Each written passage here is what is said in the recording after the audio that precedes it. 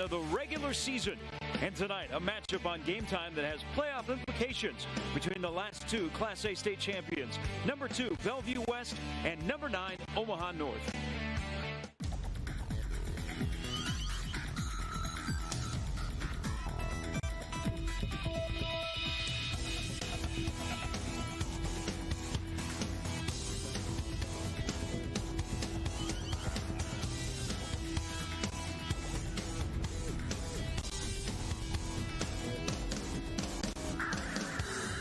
Good evening, everybody, and welcome to Kinnick Stadium for the matchup tonight between Bellevue West and Omaha North.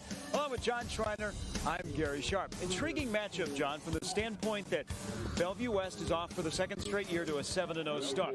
Omaha North, the last time we saw them, they were scuttling a little bit at 1-3. They've now won 3 in a row, but tonight clearly comes down to offense versus defense. Yeah, it certainly does, and the big matchup is that prolific Bellevue West offense against an Omaha North defense that at times has been good, but at other times, Gary, they have really given up some big plays. You see Bellevue West number 1 in Class A in total offense, 456 yards a game. What has helped Omaha North, John, during this 3-game winning streak is that defense has only given up 16 points in the 3 games.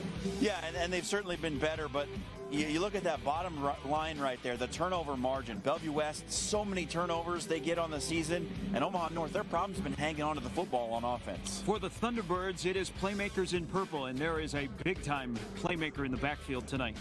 Yeah, Javon Ducker is just a tremendous young running back, getting tons of recruiting attention from schools all over the country, Notre Dame, Stanford, and of course all the ones here in the Midwest, but just a fantastic runner in the open field, makes people miss, and a good receiver out of the backfield also. Usually when we show up to do a North game, we talk about the prolific offense and the running backs that they have. Well, tonight we need to find an important player. He's a linebacker that's going to be chasing Ducker around.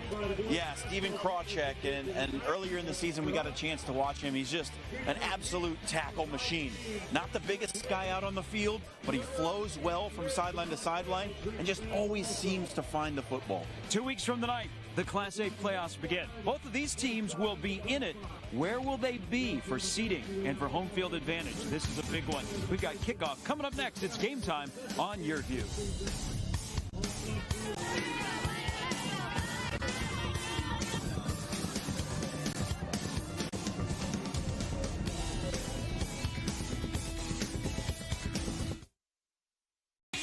Game Time high school football action on YurView is presented by Iowa Western, the world is waiting, and by Cox Business Security.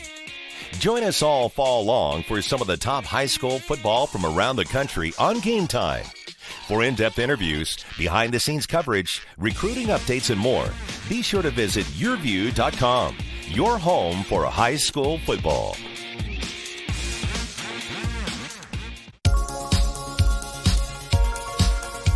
This is Rose. Rose was destined to be different, to be a small business owner. She chose Cox Business because we're different too. We got to know Rose. And while she likes to take risks in the kitchen, we made it easy to keep an eye on safety. It's just another way we do business differently. Cox Business Security Solutions. Okay, it's decision time. I want to take classes I need, spend less time working to pay for them. I want flexibility to transfer my credits. I want to get started now.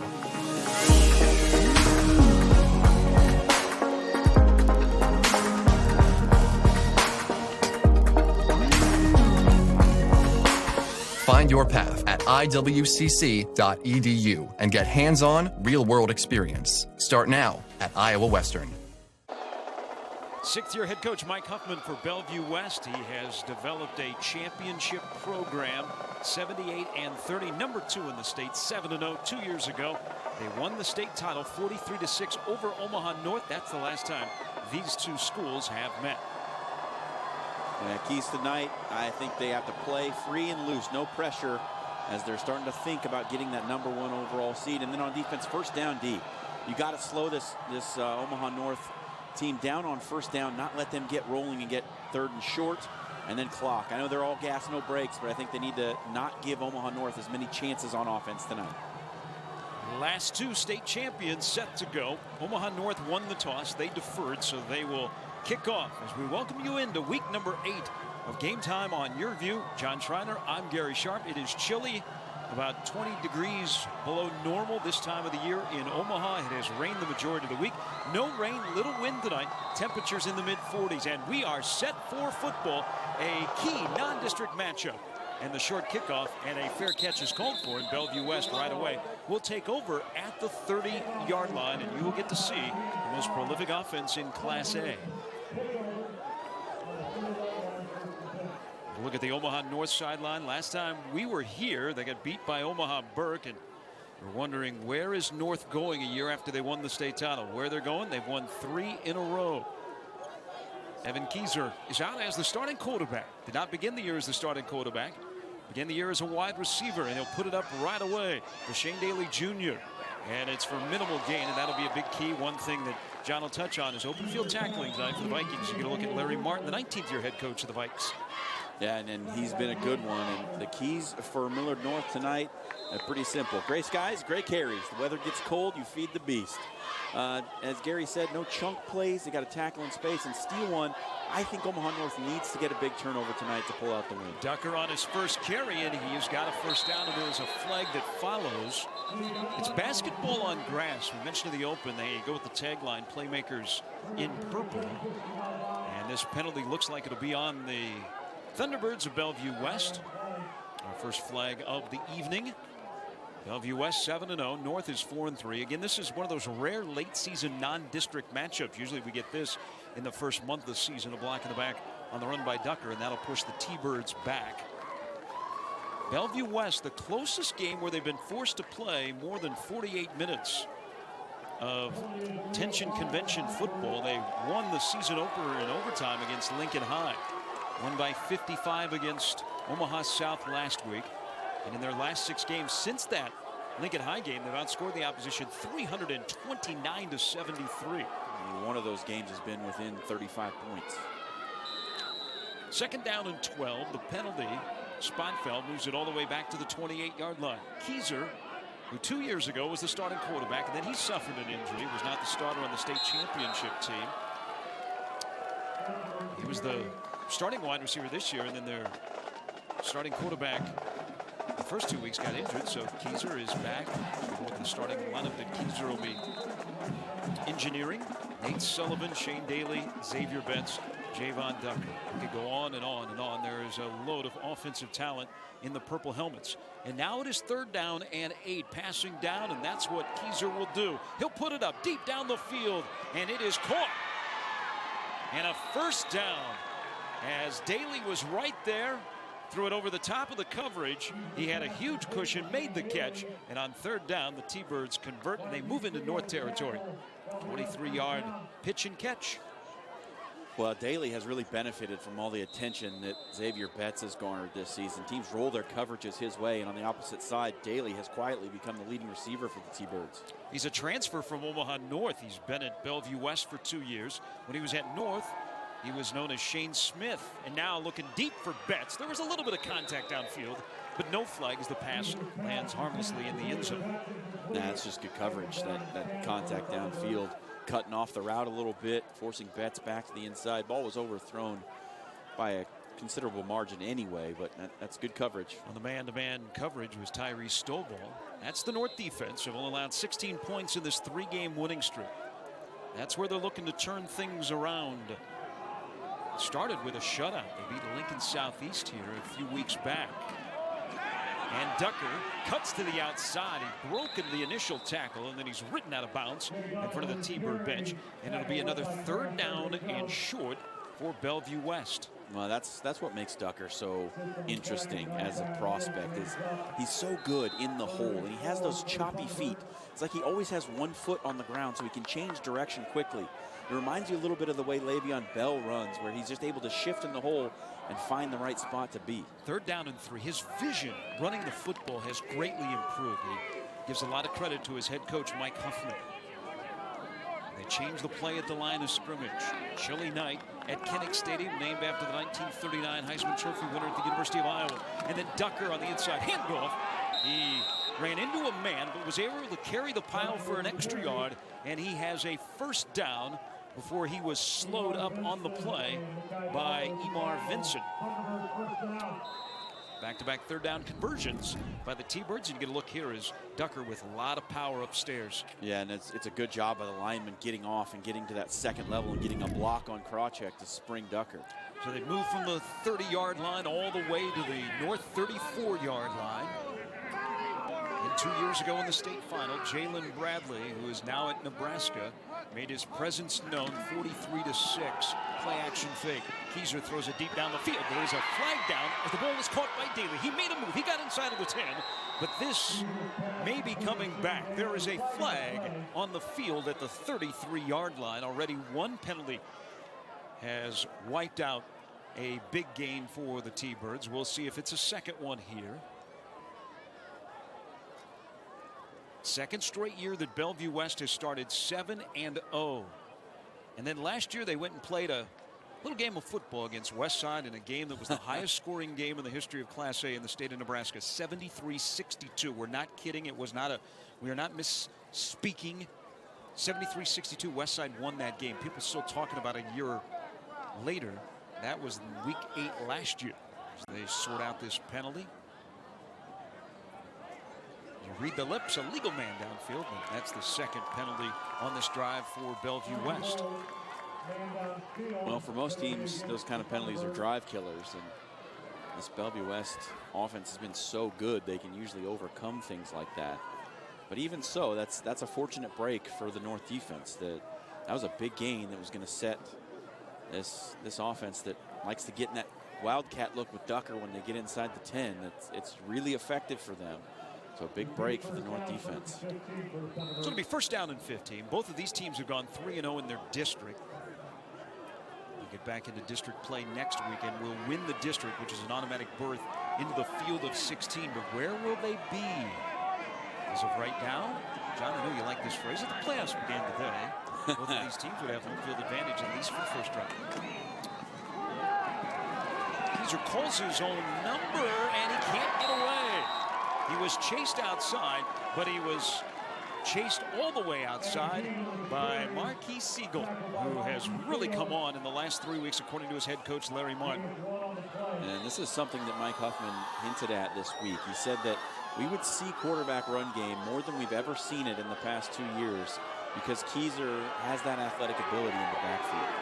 Siegel now 47 tackles on the year. Second down and 15.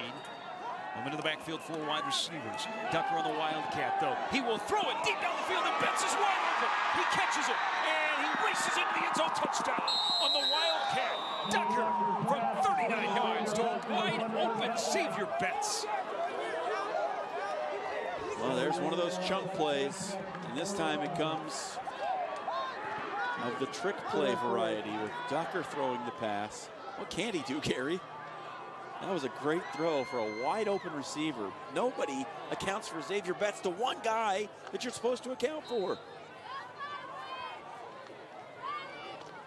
39-yard touchdown. Didn't take very long for Bellevue West. 9 plays, 70 yards, 339, and they score on the 2-point conversion. They spread North out, and Sullivan right up the middle makes it 8-0. This is something that Bellevue West does a lot, because they don't attempt a lot of PATs. They like to go for it for the 2-point conversion. Here is the Ducker touchdown pass. Rolling to his right. How does 15, who is a 4-star wide receiver in the class of 2020, get so wide open? Well, North's defensive coordinator, whom you know pretty well, Gary, he's going to be asking the same question. I'll leave that one alone. As Betts makes the touchdown reception, it's his 8th touchdown of the season on his 28th catch. The super stater who has offers from Nebraska, Iowa, Iowa State, Minnesota, and Purdue, the 4-star recruit, #1 in the state of Nebraska, with the touchdown reception, and it is 8-0 in favor of the T-Birds. Well, he had work to do after he caught that pass, too. Ducker had to float it up there to get it to him. And there was all to do still for Betts, who made a great cut to his left and saw the end zone ahead of him. The kickoff from Bellevue West. Bellevue West in the point system right now, number 3. We'll get more into it at halftime. Lincoln North, or Omaha North, I beg your pardon, is 8th. 16 of the 32 in Class A make it. There was a penalty, a personal foul penalty on the 2-point conversion. So Bellevue West will kick off from the north 45, and let's look how we got to this point on the 2-point conversion, John. Well, this is one of the old swing gate type formations, and a little toss back like a 6-man football play and throw it into a crowd and come up with it somehow. Yeah, Mike Huffman, who is an offensive wizard, I'm sure sitting in his den with his boys, he somehow on a napkin drew up that idea, and it results in a 2-point conversion. So it's 8-0 now, right out of the gate. 8:21 to go in the first quarter from Kinnick Stadium. And this kickoff will travel into the end zone. And on the touchback, automatically in high school football, when it goes into the end zone, it is a touchback. Here at Kinnick Stadium on the campus of Northwest High School. Omaha North shares this facility. They do not have a football stadium on their campus. They do have a football field that they practice at. They just do not have a facility and space large enough to host Friday night football, as popular as Lincoln North is. And you get a look, or Omaha North, as you get a look at Xander Gray. First play from scrimmage, and it is Xander Gray. And it is Xander Gray to the outside. He's off to the races. A first down and more, nearly a pickup of 15 on the opening carry. Already over 1,000 yards, and the big fellow who's going to do a lot of work tonight. That is exactly what Omaha North needed after they gave up the opening drive touchdown. Well, he runs behind the bigger left side of this line, behind Butler and Keegan Clark.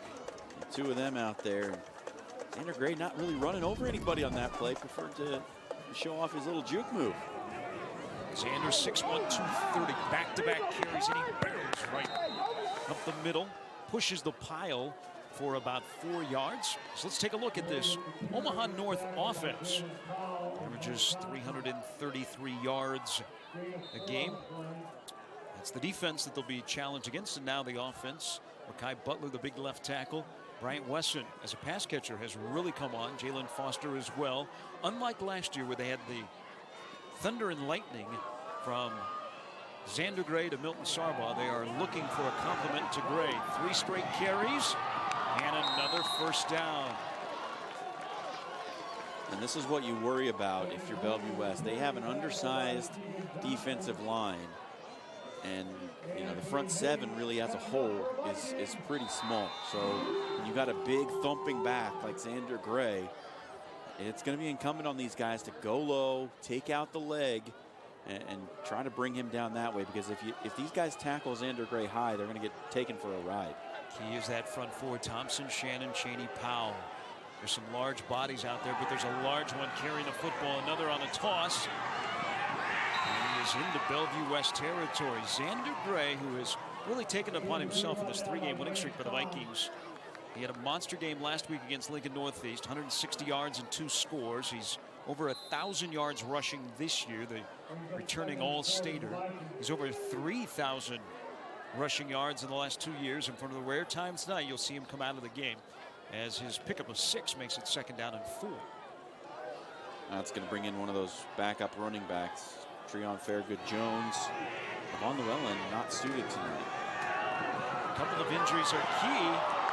They don't miss a beat with Gray being out. Fairgood-Jones all the way to the 28-yard line. That is a pickup of 23 yards. Well, Jones has had some carries this season. He had 62 carries coming into tonight, and here's a good one right there.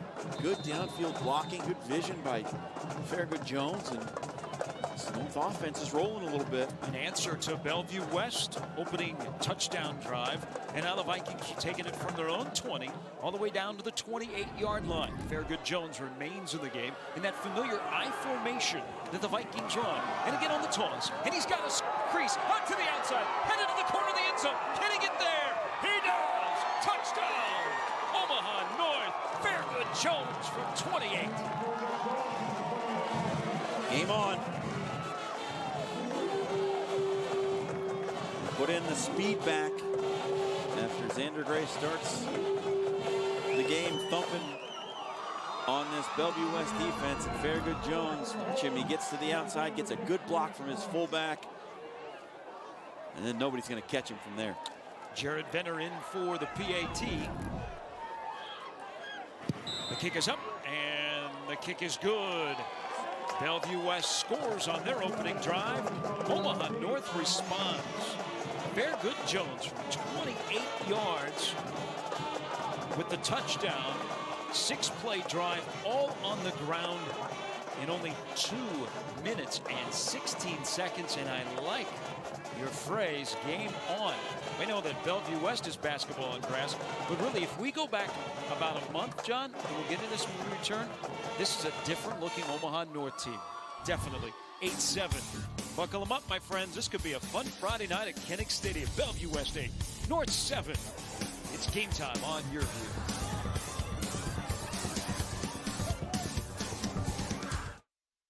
You're watching Game Time on YurView. For more in-depth coverage of the top players around, recruiting updates, behind-the-scenes access, and more, check out YurView.com.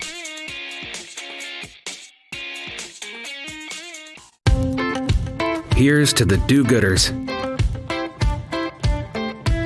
They're the early risers, the selfless, the forward thinkers, the brave. There are many ways to describe them. We call them family.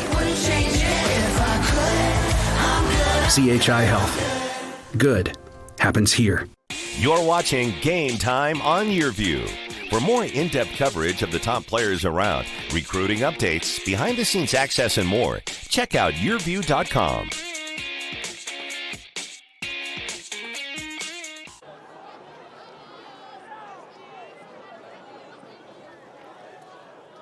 We're halfway through the first quarter, and both teams have already scored a touchdown.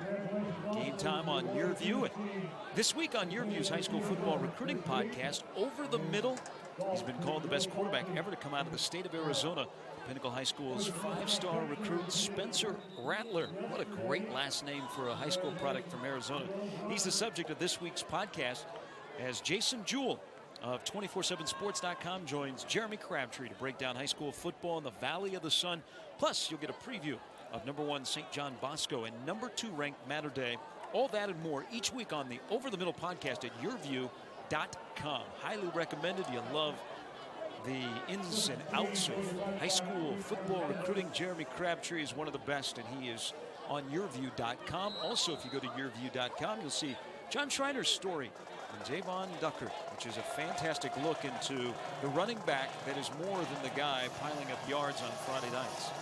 We'll talk more about him and his future as you are seeing a couple of guys tonight. We've already seen Ducker and Betso Cup, but you'll be seeing on Saturdays here in the next couple of years. 8-7, a short kickoff, and a good return by Bellevue West all the way out to the 32-yard line as Justin Cheney gives this offense good field position. Are you looking for a new career?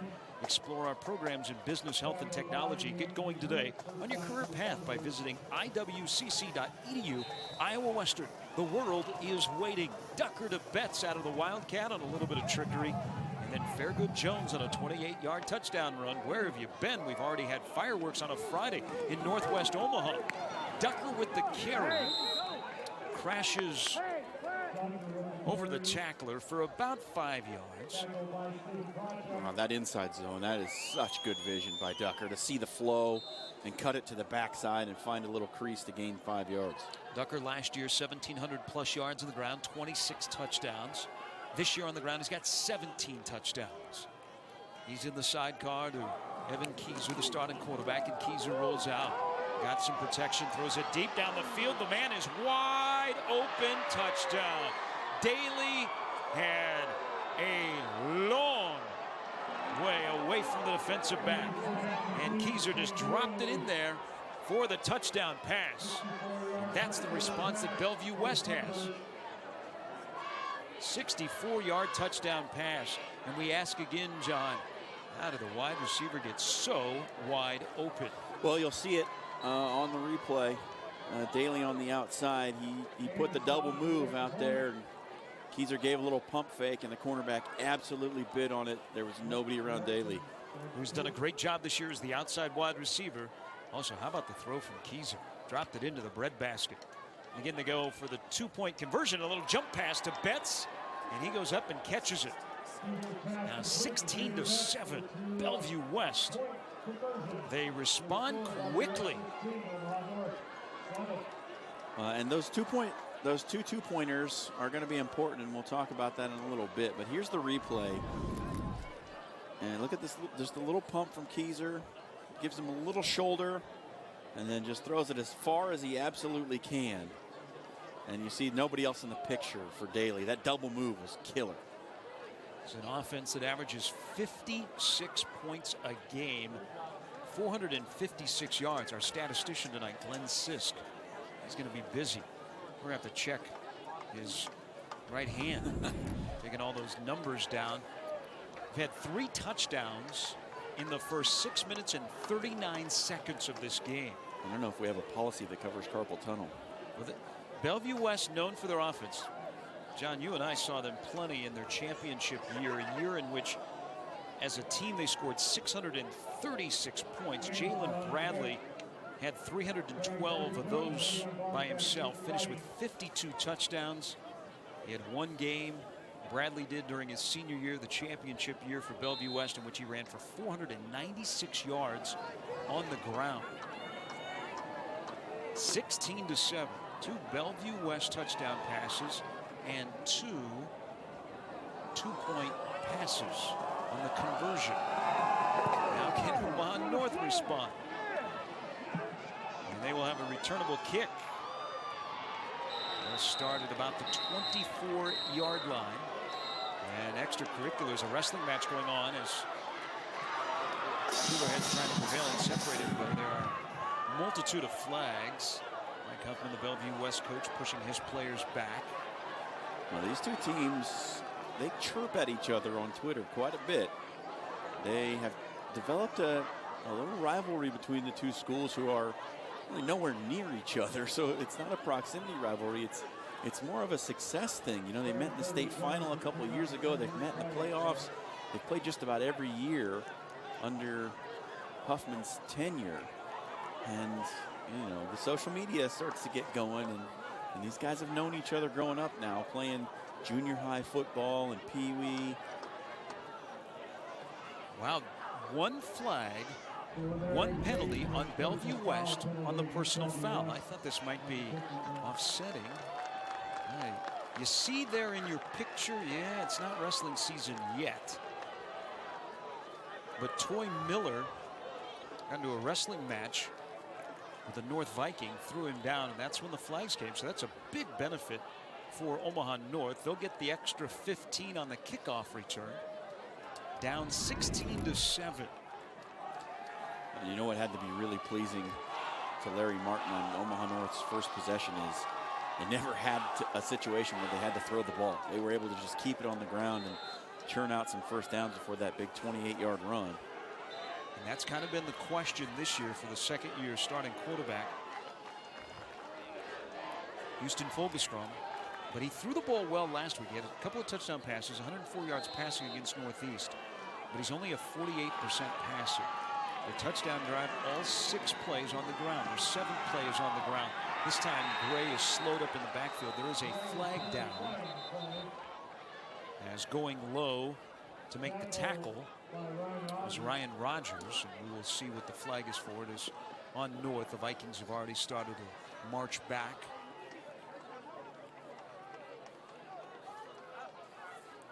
Rogers, 44 tackles on the year, including 9 tackles for loss. Last time we saw Bellevue West, well, the only time we saw Bellevue West, when they won against Papillion La Vista South, they had 17 tackles for loss in that game. They were good that night. There was no way around it. When you win 51-16, it's hard to be bad. The smells of hot chocolate and chili in the air at Kinnick Stadium. This will be the first pass for North, and they complete it. Wesson with a great catch in traffic. High point of the football, and that is a pickup of 13 yards. How about that? It's a little post route. Gets in between the two safeties. Nice catch there by Wesson, and a good strong throw by Fogelstrom. Fogelstrom started quarterback last year on the 12-1 Vikings that won the state title. Their lone loss was to Pius X near the end of the regular season. Here's Xander Gray. He slipped a little bit on this field turf that has taken a lot of rain this week in Omaha. Maybe 2 yards for the big running back. And now after that penalty, sets up a 3rd down and 9. Larry Martin elect to go to the air once more. I think you want to keep that Bellevue West offense off the field as much as you can. But I mean, Bellevue West is one play from scoring every time they take the field. No doubt. Here is the 3rd down. Fogelstrom will put it up deep down the field, and it is caught. Another great catch. Going high for the football. Jalen Foster pulls it down, and it's a 1st down from North. Well, the big question, as you said, Gary, coming in was, could North throw the ball when they had to? And their first pass of this drive, they didn't have to throw it, but they wanted to, and they connected. And right here, a passing situation, a definite passing situation, and they connect. And they only throw for 70 yards a game. But a couple of big completions on this drive, and Fogelstrom will throw it up again. Deep down the sideline, running under it. Here's Wesson. He catches it. He's got a touchdown. 42 yards. This is kind of fun. Wow. Did not see that coming.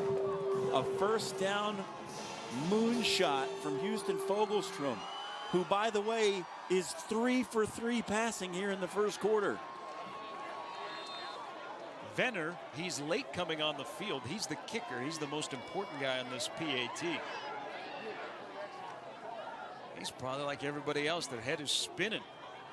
We've had 29 points, and we aren't even to the end of the 1st quarter. Remember last year in week 8 for Bellevue West? Venner's kick is up, and it is good. 16-14. So North once again, John, responds.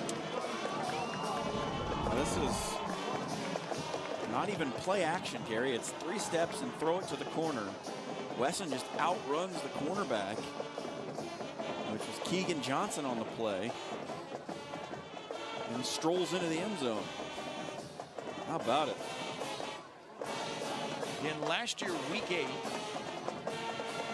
73-62. Wouldn't that be something?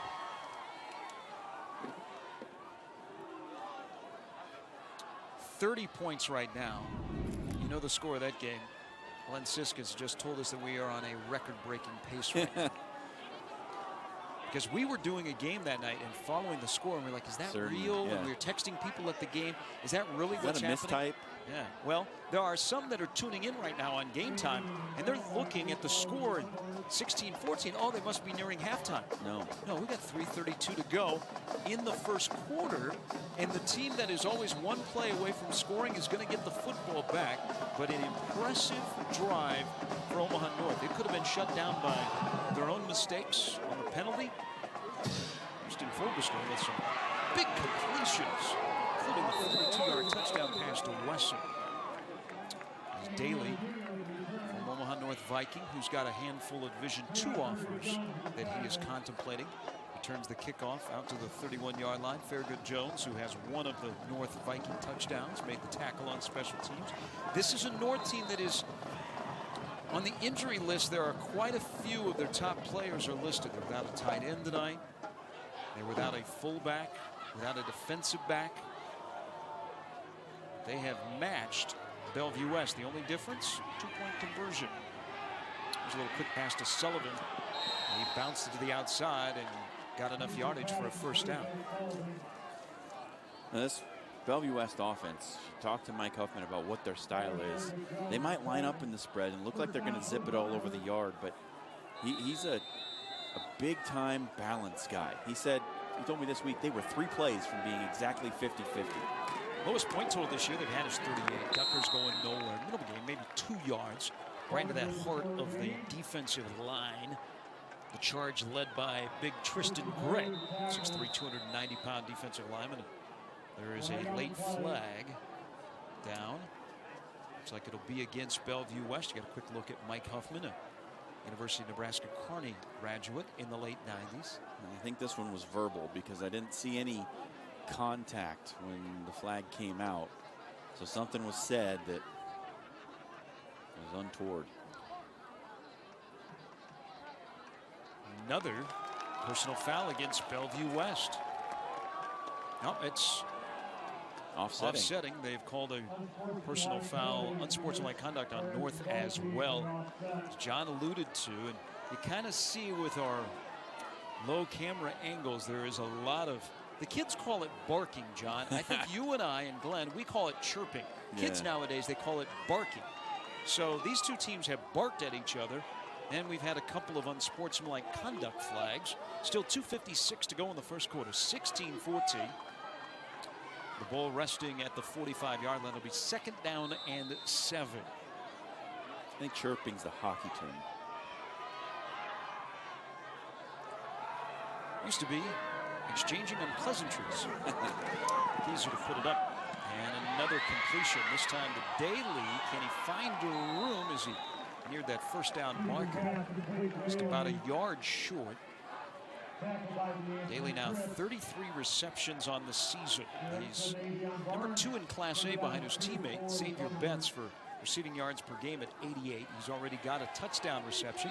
Now on 3rd down and 2. Cheney is in the backfield.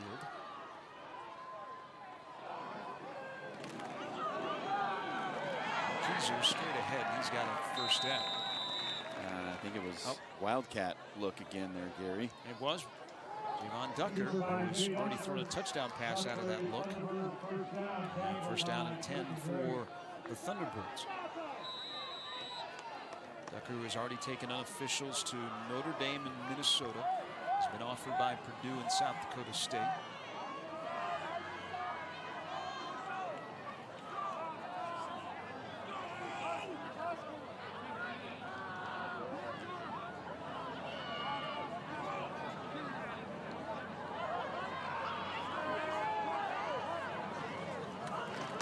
Snap count. Kieser under pressure, rolling out of the pocket, throws it downfield and completes another pass. Betts makes the catch and spins his way to the 24-yard line in the arms of Marcus Siegel and also Aveon Barnes. Well, both quarterbacks have come out firing darts here early on and just can't seem to miss so far. 20-yard pass completion. Bellevue West is driving once again. Their lowest point total this year, 38 against Elkhorn South. They're looking for their 3rd touchdown on the 1st quarter. Evan Kieser with a dipsy-do. Angling left, angling right. And a 1st down carry by the quarterback, wide receiver, now back at quarterback in his senior year. Yeah, he's got an interesting story, Kieser. And we've detailed it before on the program, but was a quarterback as a sophomore, looked like he'd won the starting job and tore up his knee, gave way to Joe Dolenchek, moved to wide receiver, and here he is after another quarterback gets hurt. He's a signal caller again. Ducker had some downfield blocking, and he could not get all the way around the corner, and he's pushed out of bounds at the 9-yard line. Look at North coach Damon Benning. Ducker, whose brother Tristan plays at South Dakota.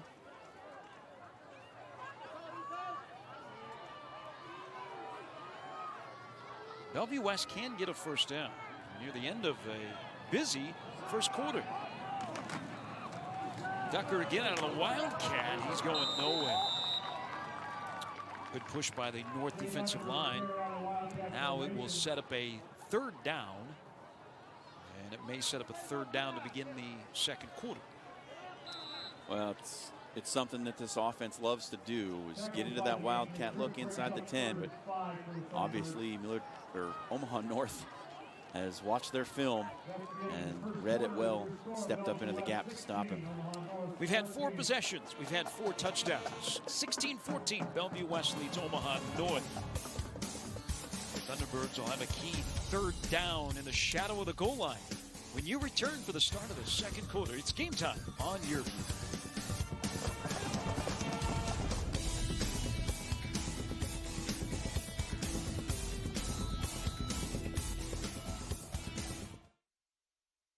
Transform your existing space today with a new remodel from DeLoa & Sons. No matter what your budget is, our in-house design team will bring your vision to life, providing the quality craftsmanship you expect. And you work directly with the owner during all phases of your project, remodeling residential and commercial spaces for over 20 years. DeLoa & Sons. Design, build, remodel. Start your new project today. Call or learn more at deloaconstruction.com.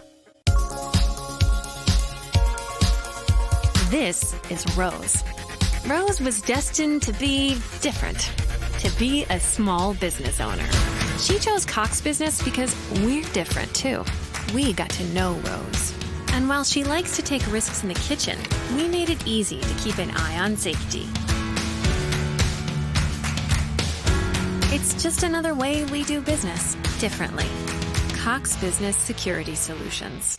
Now at H&H, Factory Direct Clearance Pre-Owned. As a new car dealer, we get access to Factory Direct used vehicles before the public. And we just got a shipment at all 3 locations. Visit hhautomotive.com and click Factory Direct to see them all. Deals like this 2017 Camry, only $16,000. We're passing the savings on to you at all 3 H&H locations. Or shop online, hhautomotive.com.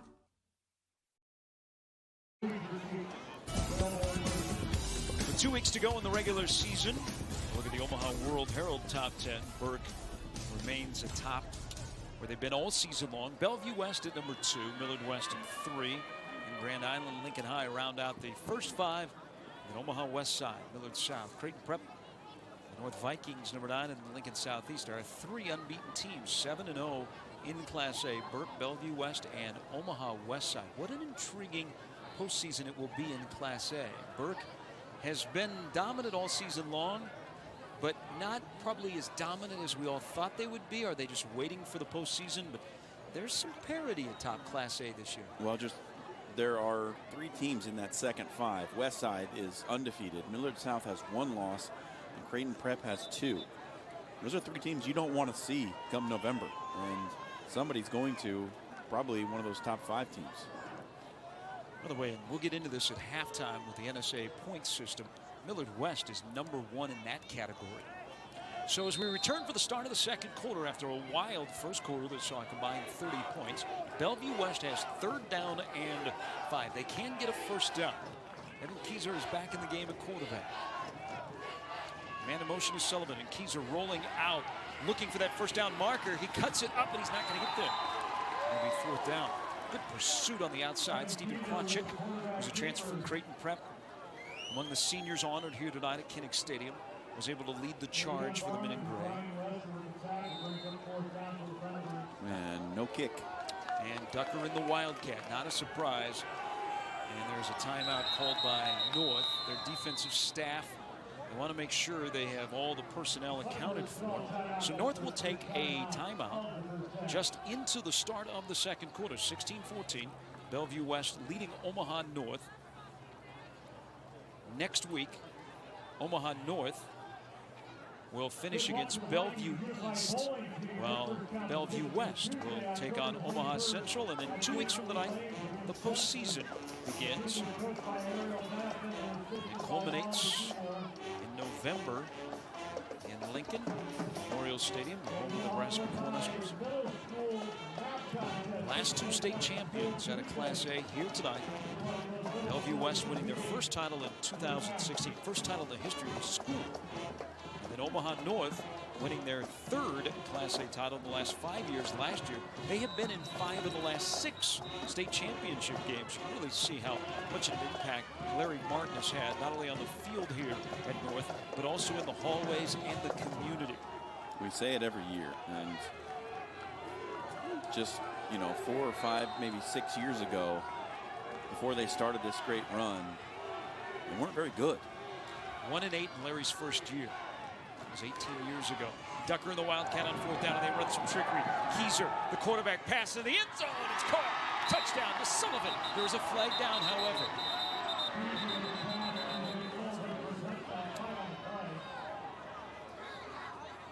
Mike Huffman has gone arm length into his bag of tricks, but this time the man downfield will wipe the touchdown off the board. How about this for Mike Huffman, waiting for week 8 on Game Time? The Wildcat reverse pass. He did Wildcat pass to score a touchdown in the first quarter, and here's the reverse to Kieser. Wide open receiver, but an ineligible receiver downfield is going to wipe it off the board. Will not change what Bellevue West is going to do. Kieser all alone in the backfield. 5 wide receivers at his disposal. This is 4th down and 10. The yard to gain is the 3-yard line. They would like to put it in the red shaded end zone. Snap back to the quarterback. Steps up, throws deep into the end zone, and just over the head of his wide receiver, Nate Sullivan. And North holds. And Sullivan had created a little bit of separation, but Kieser threw it to the back corner, and Sullivan cut the route shallow. So a touchdown off the board. Mark that down, John, as we move along on this chilly Friday night. That may be something to go back later in the game and revisit. A good defensive stand by North. Now can North, 2 for 2 on their possessions, run in a touchdown pass from outside of the red zone. Can they put together a drive? Look at Xander Gray. Last year he scored the game-winning touchdown with under a minute to go against Kearney, and here he's got a big pickup. He's all the way out to the 25-yard line for a quick hitter for 12.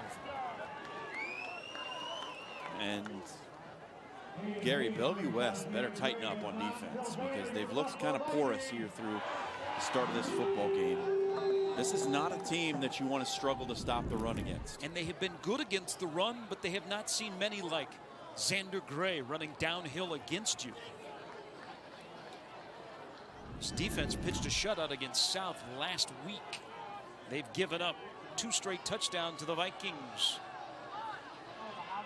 And it takes 5, 6, 7 Thunderbirds, led by Rogers, to bring down Xander Gray on a 1st down carry. Yeah, and I don't think the formation did North any favors. They got a completely loaded double tight set with a fullback in. It crowds that box so much. I think you've got to at least take one guy outside to give Gray a little bit of room. It was Logan Bird that hit Gray low. This time, Gray doesn't get hit until he's 5 yards upfield. Now it'll bring up a 3rd down and medium for North.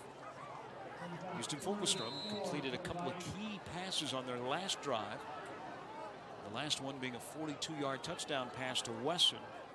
But on 3rd down, they weren't afraid to throw it. The throw here is 3rd down and 4. In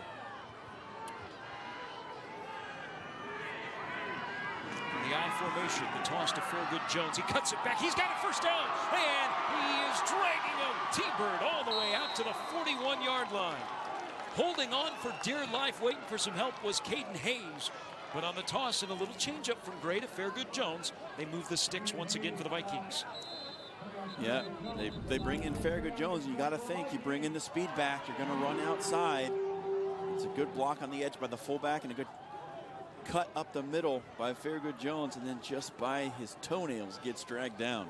Fairgood Jones is just outside of the top 20 of the 2020 prospects in the state of Nebraska. I'm sure that'll be revisited in the offseason. He's had a really good junior year.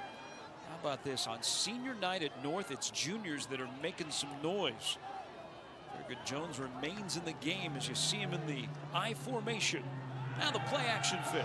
Fulgestrom to throw it deep down the field, and it is caught! It looked like it was going to be intercepted, and then into the hands of Jalen Foster, the football resided, and it's a big pickup and a first down for North. 35 yards. That was unbelievable because I didn't think there's any way Foster could catch that football. It looks like it was an interception that slipped out of the hands of the defender, and Foster was right there to grasp it. Foster just took it away. It looked like it was right in Gannon Spawn's hands. And here's Sander Gray to the outside, to the end zone. Touchdown, he waves goodbye. And there will be a flag for unsportsmanlike conduct as he trots into the end zone from 23 out. That's going to be a taunting call all night long. Just got to play smarter than that. You're already, Gary, here's the point, is that Bellevue West has already gone for two twice. You're behind the 8 ball with the conversions. And now you're going to back your kicker up to make this extra point. It's important. So as you saw, Gray going into the end zone turned and waved goodbye to Bellevue West. That brought a flag and a stern lecture from his head coach, Larry Martin. 23-yard touchdown for Xander Gray.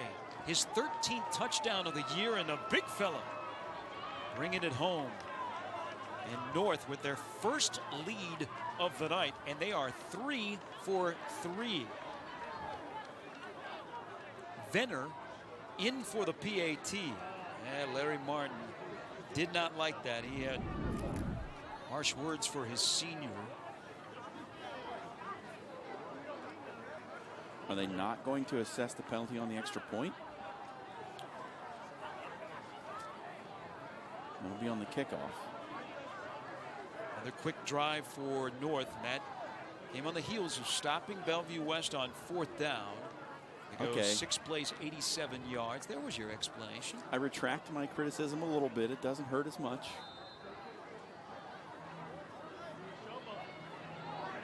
Venner in for the PAT. Pulled by Fulgestrom. The kick is up, and it is 21-16 in favor of North. They have gone 3 for 3 on their drives.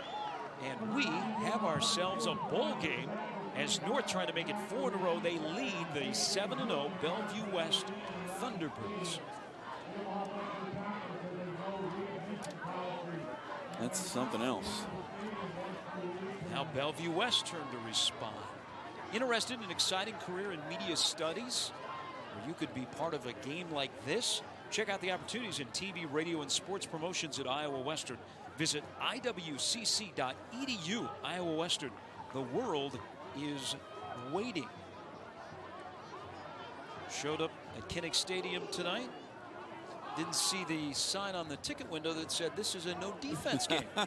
Well, it hasn't been so far. The only defensive play that's really been made was when North got the turnover on downs, but Kieser had an open receiver in the end zone. He just overthrew it. So I don't know if you can give too much credit to the defense. And they had a touchdown taken off the board on that legal man downfield when they went for it on 4th down. 8:43 to go here in the first half. 37 points have already been scored.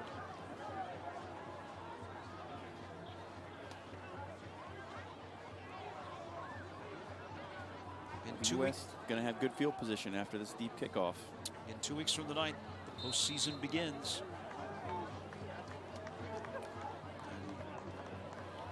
Another 15-yard penalty on North. Kickoff from the 25-yard line. You got to be careful here with all the speed in the back end for Bellevue West on a big return. John alluded to they're going to get good field position, but it's a kick fielded at the 25 by Betts. They'll return it for about 12 yards. Xavier Betts, top 60 player in the country, the class of 2020. We've got Betts and Ducker and Daly. Gray and Butler on the other side. Let you see their excitement level for their offers here in just a moment. Bellevue West now trailing for the first time tonight. They are back out on offense. Now can North get another stop?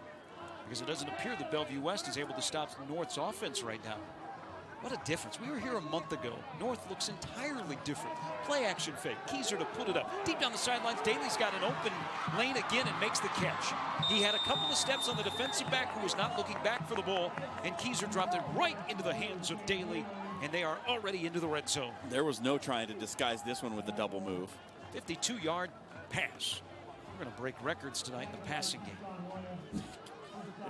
Daly just said, I'm going to run by you, and Kieser again threw it as far as he could, and Daly ran under it.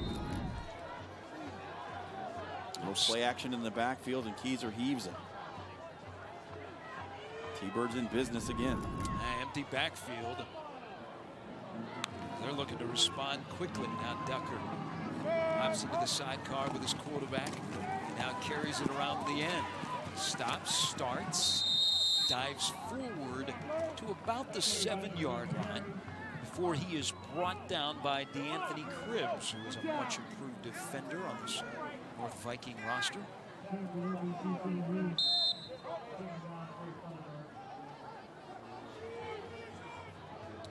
Second down and 6. Bellevue West can get a first down. It would be at the 1-yard line. They're thinking 6.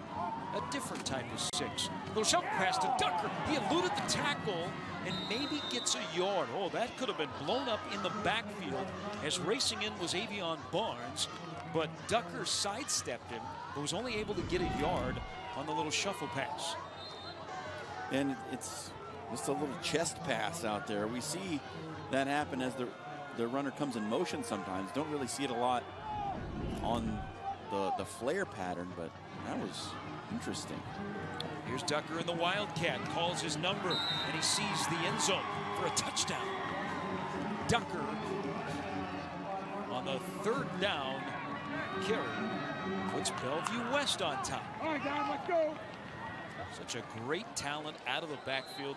How do you stop him out of the Wildcat? He scored out of the Wildcat, throwing the ball so far tonight, and now running it in for a touchdown.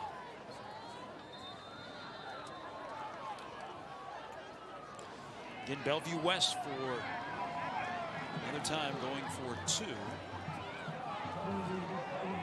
Illegal substitution penalty called on Bellevue West. They had too many men when they broke the huddle.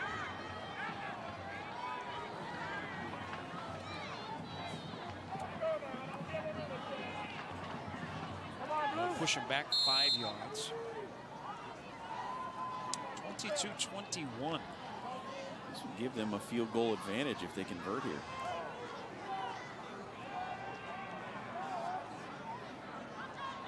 Two touchdowns, 2 two-point passes that have been converted. Is this a 3rd here? It is not. Kieser was under pressure and he threw it over the head of Ducker. So it's a 1-point lead for Bellevue West after the touchdown run by Ducker. We'll get a look. The talented junior who put it into the end zone once again on the ground. 22-21. Bellevue West leads North in the 2nd quarter on Game Time.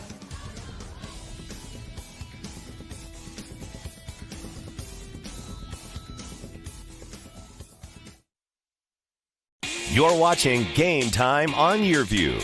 For more in-depth coverage of the top players around, recruiting updates, behind-the-scenes access, and more, check out YurView.com.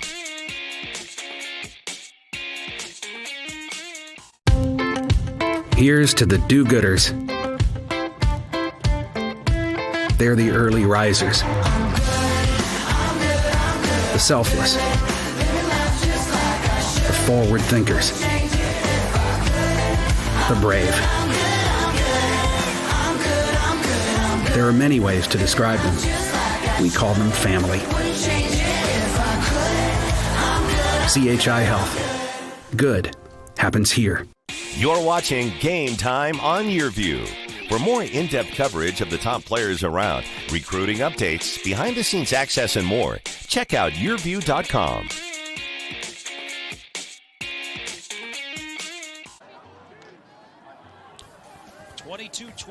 Bellevue West leads Omaha North.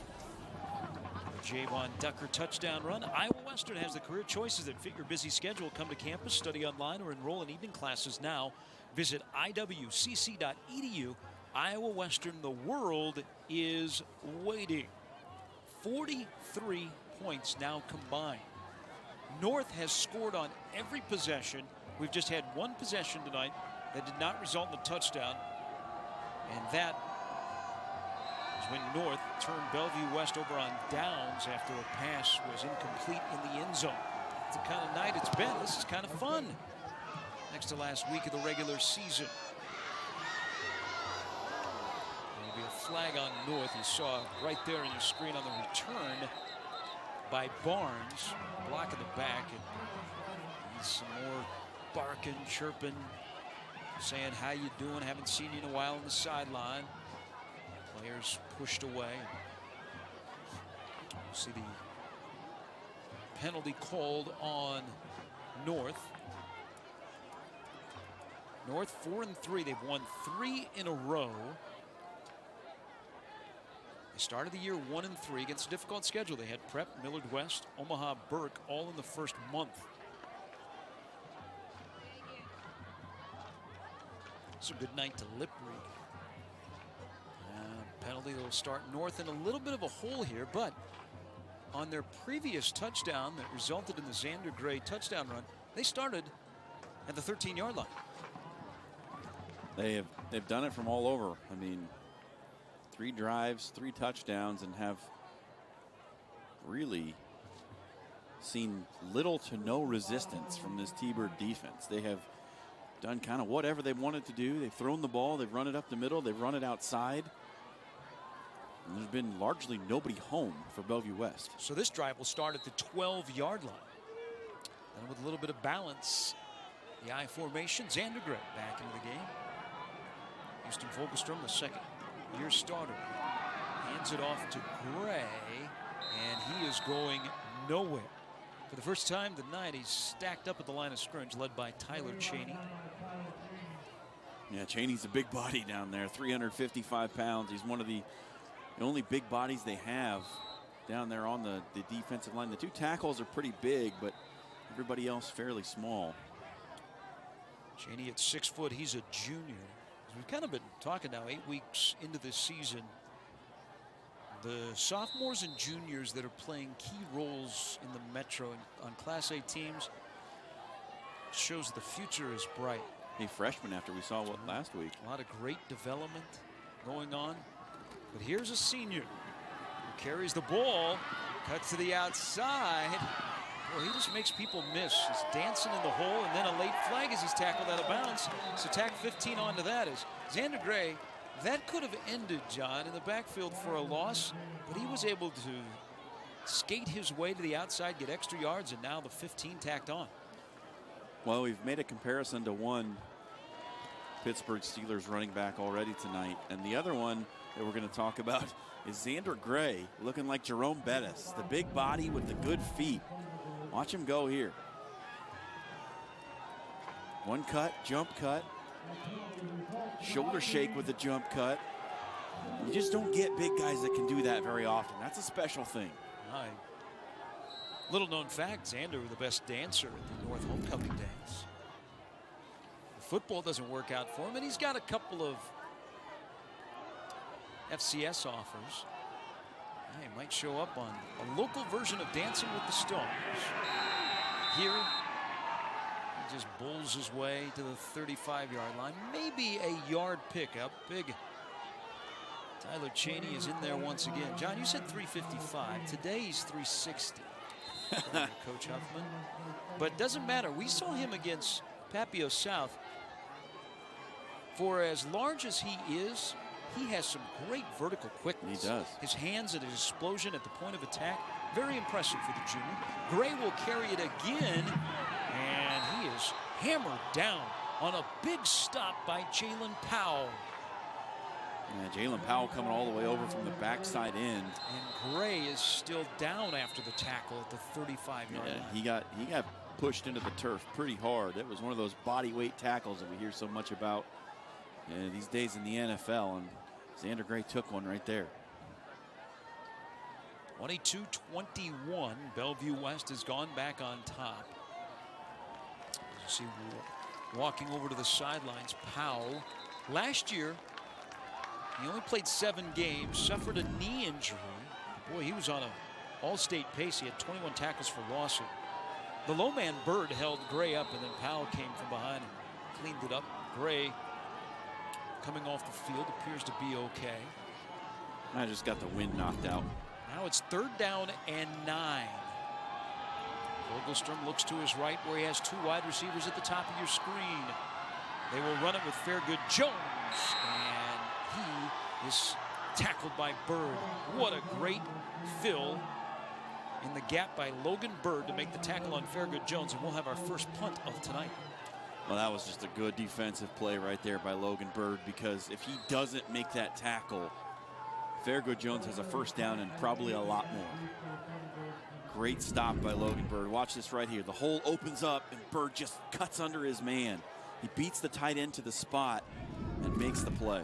Senior linebacker, a solid season, 50+ tackles. A fair catch called for by Keegan Johnson, whose father is Clester Johnson, the outstanding Bellevue West athlete who went on to play football at Nebraska.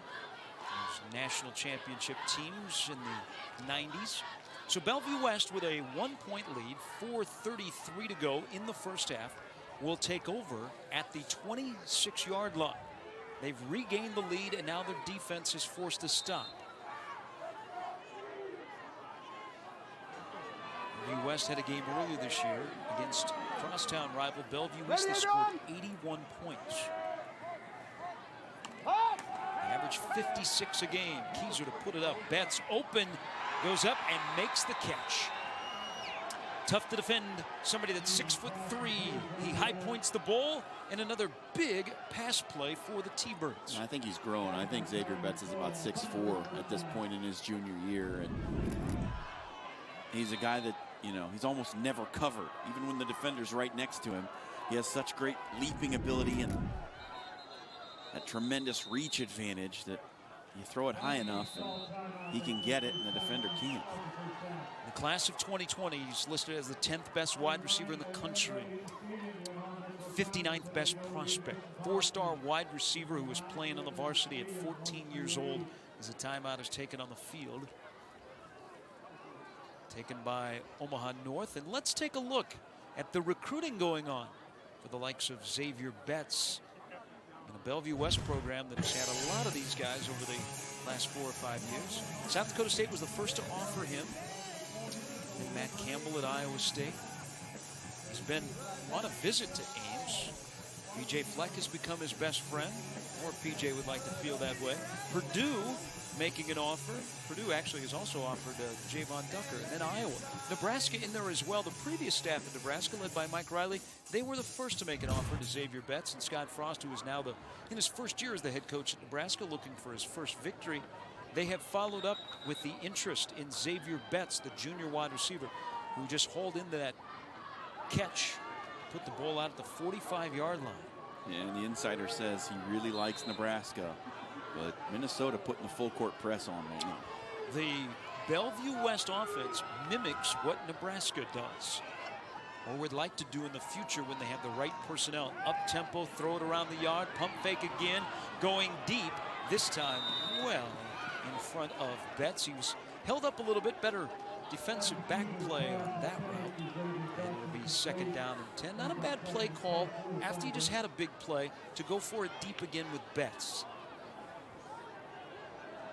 Well, it's just not it's not the best throw from Kieser. As you see, it's another double move, and Betts tries to run past the defender. The throw is too far inside, and Tyree Stovall had good position. Kieser 3rd in Class A. Passing yards per game, 195. He runs it here and not very far. He's hauled down from behind by Aveon Barnes. That'll be a loss of about a yard. So now it's going to be 3rd down and 11. We've had one punt here in the first half. It just happened for North. Can the Vikings force Bellevue West into a punt? Also keep in mind, Mike Huffman goes for it a lot on 4th down.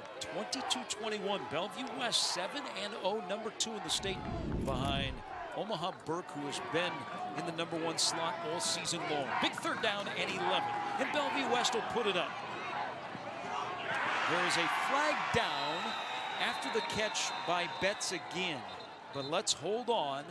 The flag thrown in the area of holding, and that is what the call is.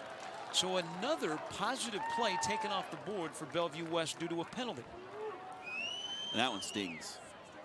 65 yards in penalties now for Bellevue West. And you have a big 3rd down conversion right there, and now you're going to march back and try to do it all over again. 10-yard holding penalty on 3rd and 10.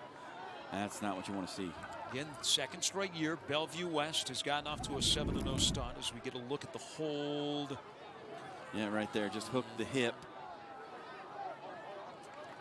So that'll push Bellevue West all the way out to the 31-yard line. And it'll be 3rd and 90th Street, which is one of the main thoroughfares, not very far away from Northwest High School, where we're at Kinnick Stadium here tonight. Kinnick lived for a year in Omaha, played at Omaha. Benson Kieser's got a lot of time, and then not much. He held on to the ball way too long, and Emar Vincent came in and said, "I agree with you, Mr. Sharp," and takes down the quarterback, and a big loss. And now it'll be 4th down, and Bellevue West will be forced to punt, and North down a point will have really good field position. Yeah, Kieser's going to have about 4.5 seconds back here, and the ball's just got to come out because Vincent, he gets the early double team, but gets inside, and then those long arms, he's not letting go. Kieser is also the punter, rugby-style kick. Caught at the 39 by Fairgood Jones. He's got some space. He dips-he-doos and cuts to the outside across midfield and to the 45. And a good positive return by North. But I want to go back to Vincent. Boy, does he have a great body as a pass rusher. Right. 6'6", 210, those long arms, which you've seen already a couple of times tonight. Yeah, it's that Randy Gregory body type that if you've watched Nebraska football, you're familiar with that name. And long and skinny and able to bend and flex in ways that those offensive linemen can't. A line from a famous movie, Are You Not Entertained? We will ask you. 22-21, 2:37 to go in the first half. Can North go back on top as they start from the 45-yard line of the Thunderbirds? A toss to Gray. Gray to the outside. He's got the legs to turn, the feet to remove it, and he is tugged down just outside of the 20-yard line. Toy Miller, who at 200 pounds was holding on to the big running back, Xander Gray, who checks in at about 230. Held him up long enough, and then he hit the boundary for a big pickup of 23 yards. Yeah, he's just so tough to bring down. Runs with such authority. Big stiff arm right there. And then gives it to Toy Miller, but Toy Miller able to hang on for dear life. Just imagine last year, John, North had Milton Sarbaugh and Xander Gray coming at you. 14 carries, 113 yards now for Xander Gray. This is Fairgood Jones. There is a flag that is down. Fairgood Jones finally is brought down, but this play is going to come back. And it is going to be a hold on Omaha North. Seen two offenses that are pretty dynamic, but have had their share of troubles with the penalties here tonight. So the penalty wipes out a big gain by Trayon Fairgood Jones. And that's 50 yards in penalties now for Omaha North. So 50 and 65 between the two of them in the first half. Wide open game, non-district, week 8, but there are a lot of playoff seeding implications resting on this contest. So both teams are going to win their district, so they're going to make the postseason. Bellevue West has made the playoffs every year since 2003. North has made it at least to the semifinals for 6 straight years. Here's the toss to Gray. Not much room up front. Jack McDonald, who had a pick 6 the last time Bellevue West was on Game Time, leads the charge to bring down the big running back.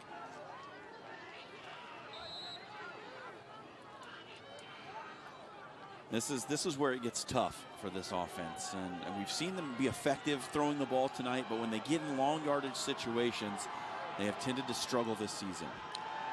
Fogelstrom to put it up. Now he's chased out of the pocket, steps up, throws it deep towards the end zone into double coverage, and it is incomplete. Boy, there was a hand battle going on downfield as knocking the ball away was Spahn, but he was tugging on Jalen Foster, the intended wide receiver. It almost seemed like the whole route down the field. It's a one receiver route, and Fogelstrom's got one option. He can either throw it or get tackled, and he chose throw it. And we're going to get a look at the replay, and Fogelstrom's going to take a pretty big lick. See him rolling, rolling, rolling. Pow. Takes the shot from Jaden Roberts. 3rd down and 21. Give the ball to Gray on the toss. And there's a flag late. Powell with the tackle, and he may have brought Gray down via the face mask. Gray is still down after that 3rd down carry. Gray grabbing onto his face mask as they'll try and sort out the penalties. Larry Martin, the Seneca, Illinois native, the head coach of North in his 19th year, walks out to look at his star running back. Last year, North 12-1. Bellevue West went 9-2. They got up to that 7-0 start, but then they went 2-2 the rest of the way. We saw their season come to an end in the 2nd round against Omaha Creighton Prep on their home field. So Gray's still down as they try and sort out this penalty. It was thrown right after Powell brought Gray down with 1:28 to go in the first half. 22-21 Bellevue West. It has been back and forth. You just hope it's not a head injury for Gray. It's going to be a 15-yard penalty. And now Gray is sitting up. Now they're going to march the ball back. They've not signaled yet what the official call is, and Larry Martin's talking to the official and saying, my guy got poked inside of the face mask. Been a rough 2nd quarter for Xander Gray. He had to come out of the game earlier after he took a hard fall on the turf, and now he comes off the field with a slow limp. Coach is talking to him. Face mask penalty on Bellevue West. The 15-yard variety. So North is just outside of the red zone again. I didn't see it. Will be down 3rd down and 6 for the Vikings after the penalty. Not a lot of outcry from the Bellevue West sideline. 1:24 to go. North has 2 timeouts remaining. Now the clock is running. The offense was assembled over on the sidelines. They got to hustle out.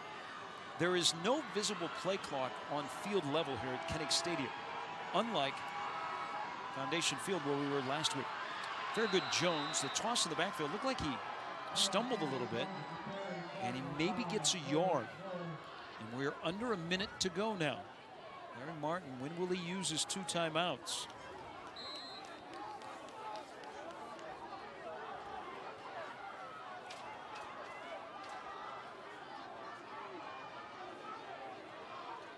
They're taking a lot of time.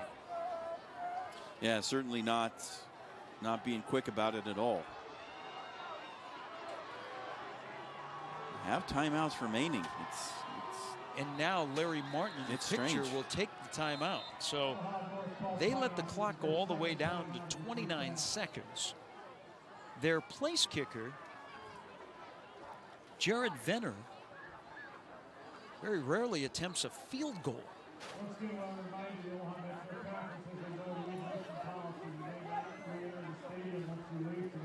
Well, it's about 38 from here. Larry Martin was at Fremont Bergen for 10 years before taking over at North. He's got a few alums that have gone on to play football at Iowa Western, including current running back Milton Sarbaugh, who was the star of last year's state championship team. And those Reavers are back in action this season. You can follow Iowa Western's championship sports teams, including football and volleyball, at GoReavers.com. Iowa Western, the world is waiting. The Iowa Western football team, number 3 in the junior college rankings. They are home tomorrow. It is homecoming in Council Bluffs at Council Bluffs Lewis Central High School. They take on Independence Community College. And they will now attempt a field goal. Jared Venner. Officially, it will be a 39-yard field goal to put North on top. The kick is up, and the kick is good from 39 yards, just over the crossbar.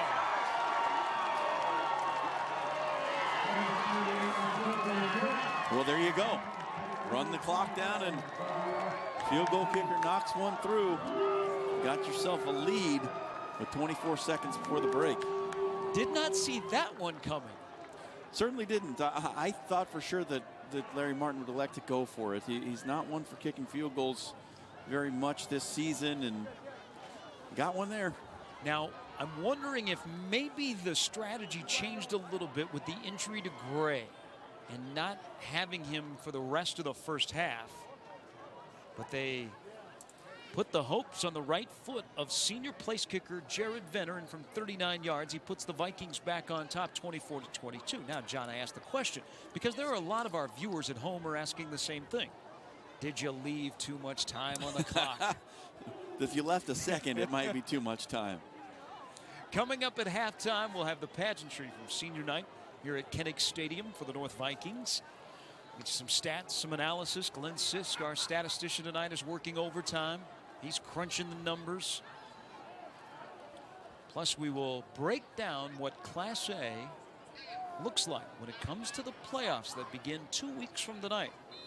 John will tell you how the point system works. You might want to grab a pad and pen and take notes. Also, you'll need a graphing calculator for this exercise. Betts is going to be able to return this kickoff. He slips a little bit at the 9. Now cuts it back. Has some blockers in front. Now cuts to the outside. Another cut, and then it's tripped up. Coming in to make the special teams tackle, Tyree Stovall. Betts, with those long strides, would have been racing down the sidelines. So 15 seconds to go for Bellevue West. We know Mike Huffman a little bit. Mike Huffman probably is not going to sit on it here. No, he's not one for sitting on anything. They're definitely going to try to score. 24-22. North leads Bellevue West. A couple plays left here in the first half. Screen to Ducker. Not going anywhere. Read well by the defensive North. Anthony Cribbs on the tackle. Yeah, it's a great job by Cribbs to stay home and not get sucked in by the play fake and get too far upfield. And a great first half for Omaha North. Their season has turned around. They've won 3 in a row, and they'll go to the locker room up 24-22 on unbeaten Bellevue West as Larry Martin with some positive words for his team. What a second half we will have, but not before we have an entertaining first half. We'll try and recap this exciting first 24 minutes. 24-22, North leads Bellevue West at the break on Game Time.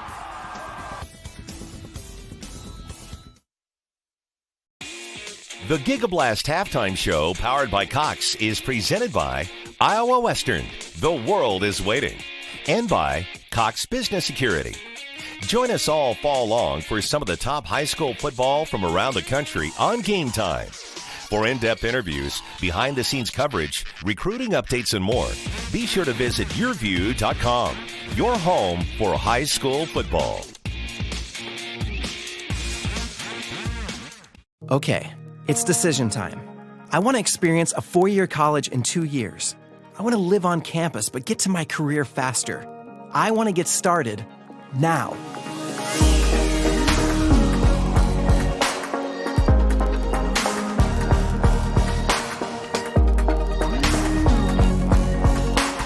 Find your path at iwcc.edu and get hands-on, real-world experience. Start now at Iowa Western. You're the decision maker, weighing every option to make the smartest choice.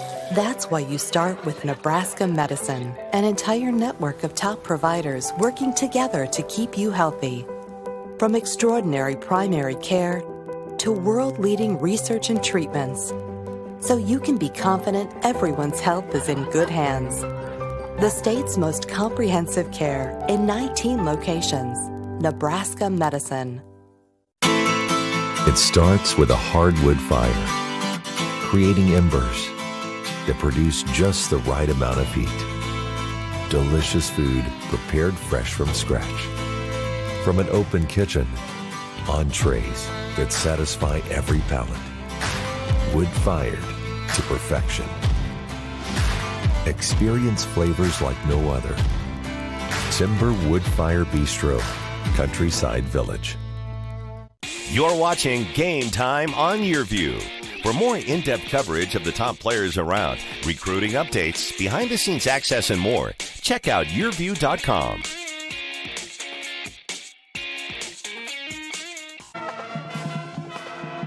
Beautiful night for football. Even more appealing if you're a North fan. They lead number 2 Bellevue West 24-22.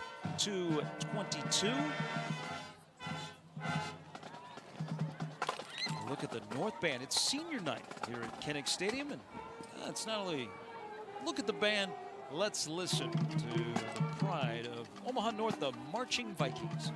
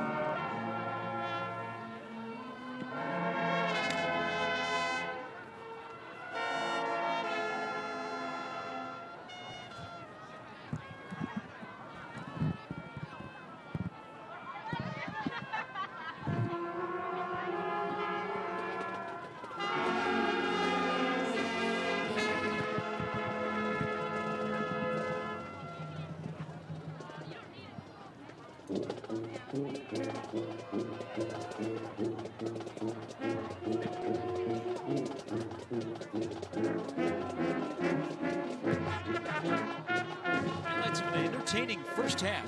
Next, 24-22 at the break. North leads Bellevue West on Game Time.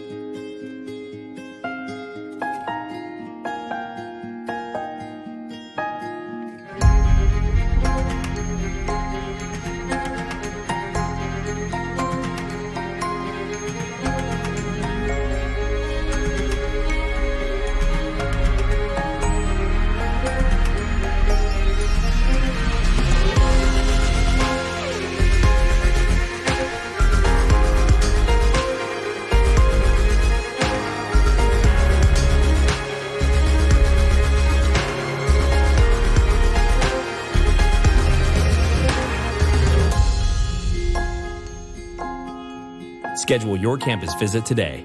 Iowa Western. The world is waiting.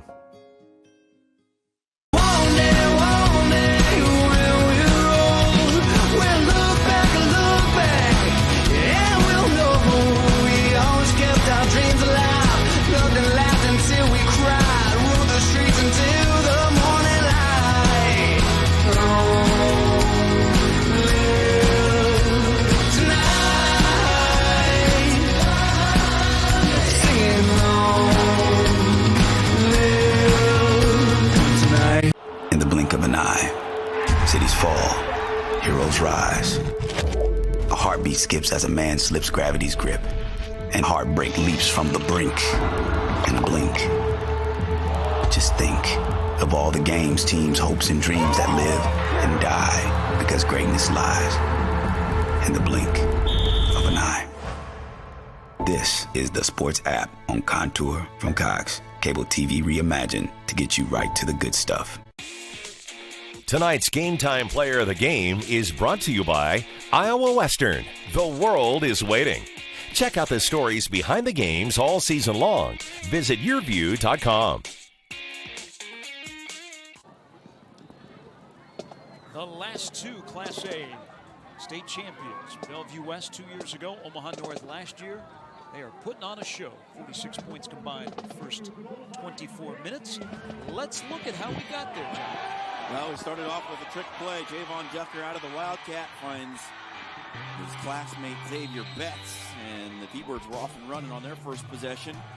First touches for the Vikings. Treon Fairgood Jones. He would take it in from 28 yards out. And it was 8-7 at that point. Then Kieser loads one up on the double move. Shane Daly all alone for the big score, and another two-point conversion made it 16-7. North had a little passing game of their own in that first quarter. Bryant Wesson snares one from Houston Fogelstrom from 42 yards, and it's 16-14. Look at the air into that ball from Fogelstrom. Wesson able to make the snag in a tight first quarter that ended 16-14. And WS was stopped on downs. And Integrate said bye-bye. Omaha North took their first lead of the night at 21-16, but Bellevue West wasn't done yet. Ron Ducker takes it in. The two-point conversion would fail to make it 22-21. And then just before the break, Jared Venner from 39 just sneaks one through. Omaha North with a surprising halftime. Look at these numbers. 280 total yards for the playmakers in purple. 280 total yards for the defending Class A champions. Lots of penalties, lots of yards, lots of entertainment, but 237 yards passing by Bellevue West. A lot of those are big chunk plays. Yeah, and the North DBs have been getting beat over the top a bunch. They're not underneath. They're not throwing it underneath and letting them go. It's Kieser throwing it over everyone's head, and then wide receiver in all white running underneath it. And that's what it's been for much of the first half. And if you're Bellevue West, you got to be real disappointed about how you played the run. 176 yards given up in the first half. Mike Huffman's going to tell you that's not good enough. 24-22. North trying to hand Bellevue West their first loss of the season, but we still have 24 minutes of football to come from Kinnick Stadium. Back with more at halftime. It's game time on YurView.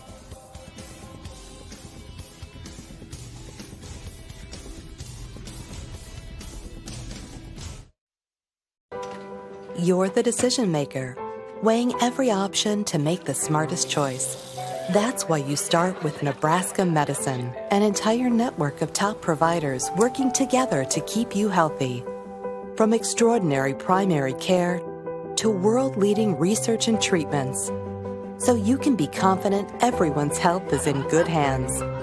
The state's most comprehensive care in 19 locations. Nebraska Medicine. Hi, I'm Van Deeb. I've been in the real estate business for over 35 years, helping buyers and sellers all over Omaha. Now I have a new, exciting, innovative program that will help you sell your house fast and get cash in your pocket in just 7 days with no fees, no inspections, and no repairs. If I don't buy it, I'll sell it for you. It's that simple. Just check it out at DeebBuysHousesFast.com. That's DeebBuysHousesFast.com. It starts with a hardwood fire, creating embers that produce just the right amount of heat. Delicious food prepared fresh from scratch. From an open kitchen, entrees that satisfy every palate.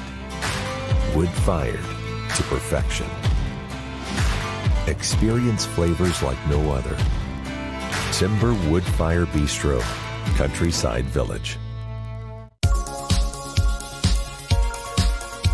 This is Rose. Rose was destined to be different, to be a small business owner. She chose Cox Business because we're different too. We got to know Rose. And while she likes to take risks in the kitchen, we made it easy to keep an eye on safety. It's just another way we do business differently. Cox Business Security Solutions. Lots of offense, little defense. But there are a lot of offensive talent on the field, and they have showed up and shown out on game time tonight. 24-22. North leads Bellevue West. 2 weeks from tonight, the playoffs begin. Both of these teams would have home field advantage. They would be in the top 8 of the 16. But North looking to improve on their seeding. Bellevue West looking to maintain. John, I'll let you, because you've been doing this year after year, explain how the point system works in the state of Nebraska. So teams get classified into divisions by their win-loss record. And based on what division the team you're playing is in, that's how you get your playoff points. So you see it there. If you win over a top division team, you get the full 50. If you lose to them, you get 36. And then it goes on down the line decreasingly with the victory and loss points. So you might beat a Division I team in week 3 who's 3-0, but if they lose out the rest of the way, they could end up in 4th division, and what you thought was a 50-point win might end up being a 4th division win, and you lose 9 points throughout the course of the season. So until the end of the season, when all the records are finalized, nothing is actually for certain. That's why late Friday night next week, you do all the math and try and figure out who won here, who's playing there, and then Saturday morning it's released. So that's how it works. And right now, in terms of the district champions and the points, this is what the bracket looks like. You got to win 3 games to make it to Memorial Stadium on that Monday night. Road to the Class A state championship, which both of these programs have driven as fast as they can for the last 2 years. But it is bracketed 1 against 16, just how you would do a 16-team bracket. But one thing that has changed, started last year, is if you are the top seed, you remain at home. It's not you have a home game week 1, you win, oh, you got to go on the road because you're playing against a team that also was on the road. No, the higher seed is always the home team. That's been new to Class A, and that was a great change last year. Yeah, I agree. It's a fantastic change because you had some ridiculous scenarios that came up where a team had to go on the road to play a 3-win team. It just should never happen in the playoffs. Let's look at the district standings here quickly. Omaha North is going to win District 1, so they will get the automatic berth. You also will probably get Lincoln Southeast and Papillion La Vista South out of that district as a state playoff team. Let's look at District number 2. Bellevue West is going to win that district. Pius X looks like the only other playoff team out of that district. Yeah, Pius is certainly still alive, but need to finish strong. We move to District 3 of the 6. Lincoln Southwest, Lincoln High. Lincoln High, who's had prolific offense, took Bellevue West to overtime in week number 1. Southwest and High should make it. Southwest is going to be a top 8 seed at Lincoln High as well. Kearney, who made it to the final last year, lost to North. They're going to have to fight to get in. Millard West is actually number 1 in points right now. They beat Grand Island last week, so Millard West and Grand Island look like they are in out of District 4. Lincoln East, one of those bubble teams. And Omaha West Side, one of the 3 unbeatens in Class A. They are right there with Millard South. That's the toughest district in Class A. West Side South, Prep, Elkhorn South, all should make the postseason. That's and crazy. West Side has already beaten Prep. Tonight, Millard South and Prep are facing off against each other. 4 teams out of that district we'll see in the playoffs. And then in District 6, Burke and North are playing tonight. You saw Millard North last week. Millard North has won 3 in a row. Can they pull the upset tonight? That's the way they will have to do it to get into the postseason. So it looks like Burke, really right now, the only guaranteed team out of District 6. These 2 teams are going to win their district. Who's going to win this game? North leads Bellevue West 24-22. When you return, it's the start of the third quarter. What will the second half do for us? You know what the first half did. It's game time on YurView.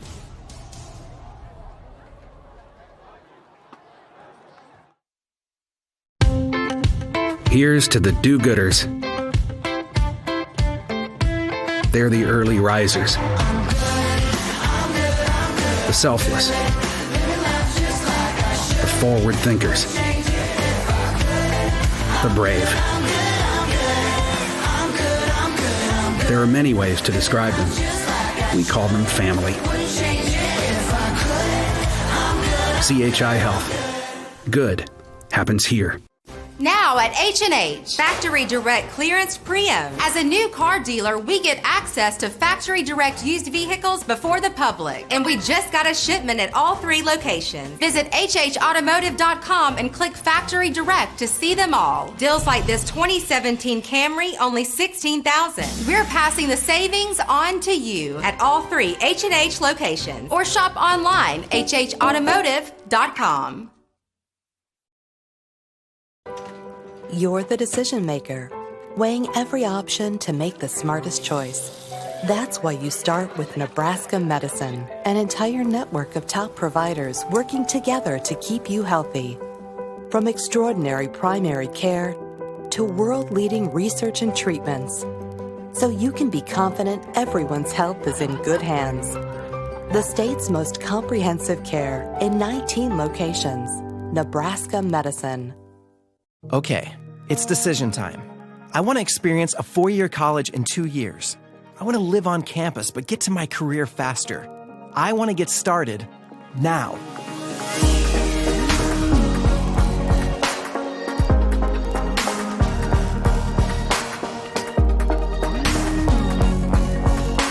Find your path at iwcc.edu and get hands-on, real-world experience. Start now at Iowa Western. Tonight's Game Time Play of the Game is brought to you by Cox Business Security. Check out the stories behind the games all season long. Visit YurView.com.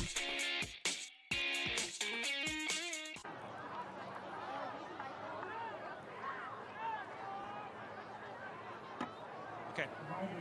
Full court defense. Set for the start of the second half. What a response by North. We know about the Bellevue West offense. Now we know about the resurgence of Omaha North, currently on a 3-game winning streak. And it seems like, John, it's this time of the year, and Larry Martin, whether they are the #1 team in the state or not, he gets them ready to play their best football, and that's what we're seeing out of the North Vikings. And up by 2 after that 39-yard field goal by Jared Venner at the end of the first half, the Vikings will get the football to begin the third quarter. Yeah, this might be a big possession for this Bellevue West defense that hasn't really shown any ability outside of the one punt to slow down North on the ground. 176 first half rushing yards for the Vikings. And the kickoff, Aveon Barnes will take it at the 15, fumbled a little bit, picked it up. And he will get back to the 20-yard line before Gannon Spahn threw him down. Here come the Vikings. We will see kind of the plan of action on offense here in the second half. We saw a big dose of Xander Gray, 15 carries, 114 yards in the first half. When Fogelstrom had to throw the ball, he was successful. We will see if they ask him to throw it a little bit more. Well, they've been throwing the ball down the field. They haven't really attempted a short pass yet. They've just been chucking it deep. They will toss it to Xander Gray. Gray breaks one tackle, cuts the outside with a stiff arm, and he's got it first down as he runs out of bounds to the 32-yard line. Pick up at 12 on the first carry. Looking for a new career? Explore our programs in business, health, and technology. Get going today on your career path by visiting iwcc.edu. Iowa Western, the world is waiting. So they'll give him 13 yards. Len Sisk, our statistician, is tugging on my arm. He said, give him an extra yard for the big fella. He's got 127. He's already run for in a game this year. 197 against Papio South. The fake The pass incomplete. Stephen Krawcheck, who is starting at tight end because of an injury, not make the catch. Ezra Judson, the normal starting tight end for North, is out of the lineup tonight. Better throw from Fogelstrom if you got a 25-yard gain, probably. Krawcheck was all alone. Entire Bellevue West defense bit on the fake pitch. Just got to deliver a better ball. North, their 3 losses this year. They lost by 5 to Prep, 14 to Millard West, and 17 on Game Time to Burke. And this carry is going nowhere, and it is going to set up a 3rd down and long. As coming out of the fray with the football is big Tyler Cheney. Well, here you go. It's that man once again, Logan Bird, getting there, blowing up the fullback and creating a pile, allowing the rest of the defense to flow. Logan Bird, last couple of series on defense, has played really well. Settle in on 3rd down and 11.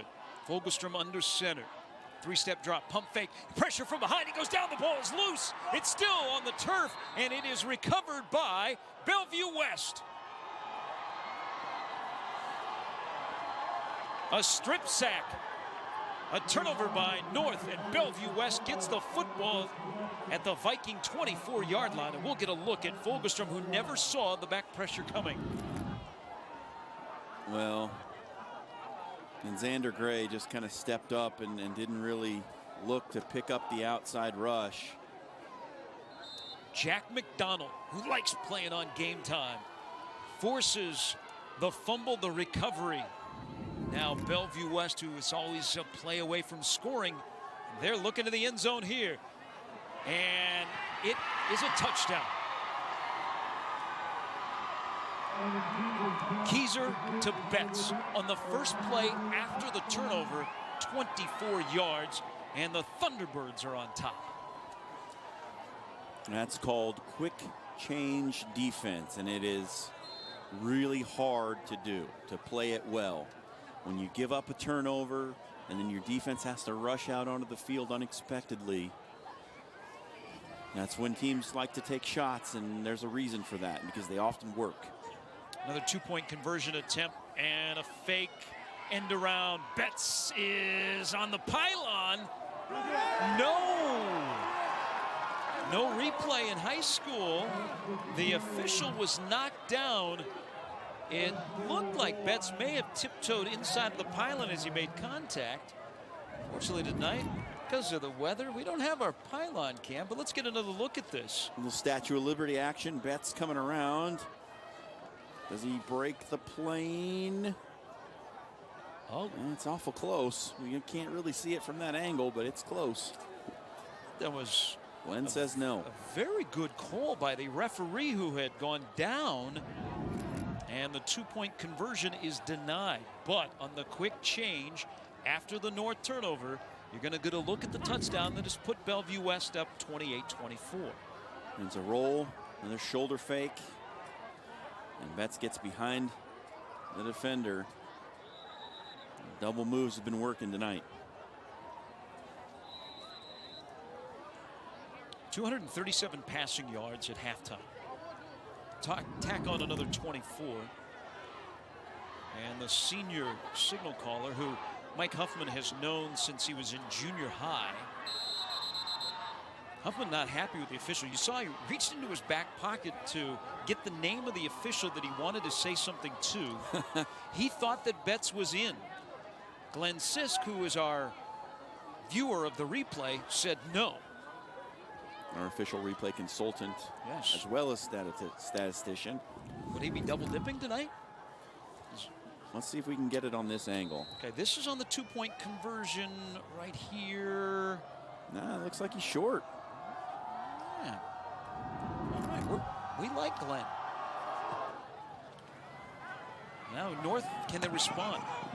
They turned it over, gave up touchdown on the first play. Jones jitterbugs to the outside, and a good return, good field position. It's 28-24. We've gone back and forth all night. Bellevue West, it has not happened very much this year that they've been challenged late into games. They had the opener against Lincoln High that went to overtime. And then they had, going into the fourth quarter, a tight one with Pius X. Outside of that, nada. They won by 55 against Omaha South, 35 over Norfolk. They won that game over Pius X by 21. They beat Elkhorn South by 35. They beat Papillion La Vista South right here on Game Time by 35. Fogelstrom back to work. Play action fake. Turns around, keeps it himself, and now he races down the sidelines. What a play call. What a response by North. Hey, how about Fogelstrom? He's got some wheels. I'm going to work some QB run game with him. That was a good run by the young man. 32 yards to be exact, John. Good fake, hides the ball well. Gets outside. Beats Matt Thompson to the corner. Nice run. Now they've moved it back to the 49-yard line, so not 32. But that's only the 16th carry by Fogelstrom. He had 15 carries for negative 72 yards. Yeah, most of those are sacks. The toss to Gray. Gray still on his feet. He's running over people, and now he's got room. And he's got the end zone in his sights. Touchdown. 51 yards. How many Thunderbirds touched Gray as he left them prone on the field and takes it into the end zone, and North goes back on top. Are you kidding me?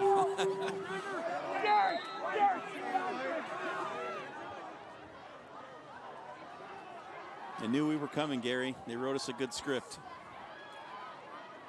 This is stranger than fiction. Everyone's having fun tonight. I could say everyone Wang Chung, except for defensive coordinators. Venner's PAT is good. And North now leads 31-28. Let's get a look at Xander Gray's second touchdown run of the night. It's a toss that he cuts back, and there's 2, 3, 4 broken tackles on the way to the end zone. Xander Gray with another big touchdown. Xander Gray now, if you are scoring at home, 18 carries, 177 yards. Well, how about the start of the second half? Started much the same way the game did, with just each team exchanging touchdowns. At halftime, it was 24-22. We've now played 1 minute and 34 seconds of the second half, and we've had 2 scores. Again, week 8 last year, Bellevue West and Westside played a game that was 73-62. Now, we have slowed up on trying to chase that, but I don't know that any of us on the crew, when we got together before the game and everybody kind of chimed in their picks on what was going to happen, we would have said, hey, with 10:26 to go in the third quarter, we'd have 59 combined points and we'd be in a 3-point game. Yeah, would have taken the under on that. But what a response by North, because we know what Bellevue West can do on offense. We just saw North, they have very few times been denied tonight. They were denied on the turnover that led to the first score of the second half. They've had a punt one time. Now they're up 31-28 on a chilly night in northwest Omaha. Venner, 3 steps, and he boots the ball. Pops the kick up. Now picked up on a hop by Cheney, and he will not get back to the 20-yard line. Good kickoff coverage by Omaha North. Trayon Fairgood-Jones was down there. He's done a little bit of everything in all 3 phases tonight. Now Bellevue West, it's their turn to respond with 10:19 to go in the third quarter. Bellevue West, one of the 3 unbeatens in Class A, 7-0 along with Omaha Burke and Omaha Westside. But the Thunderbirds are being challenged here tonight. And that's when they have responded on offense. Again, they're 1 play away from a score. Oh yeah. Ducker. Big collision at the 24-yard line. I think of Ducker as more of an elusive back, but when I talked to him this week for the story that I wrote that's up on YurView.com, he said he kind of likes to truck people too. He likes to drop the shoulder and run somebody over. Likes to play physical. A fantastic family. He's a wonderful young man. Again, that story is up on YurView.com. 3.8 GPA, flag before the snap. His father was once clocked run a 40 at 4.39. Tristan, as we mentioned, his brother is at South Dakota. That's where his father played football as well. This is the hit near the sidelines, coming right near living room. Oh, yeah. Boom. Aveon Barnes, Javon Ducker. Hello. Kieser looking to put it up. Now downfield, good coverage by North. These are chased out of bounds by Krachek. Best coverage we've seen pretty much all night from that North back seven. They were sticking to the receivers tight and forced Kieser to run, and now brings up a big third down with 10 minutes to go. Third down and about 8.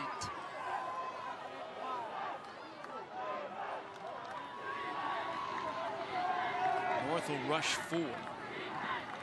Play action. Under pressure. Looking downfield.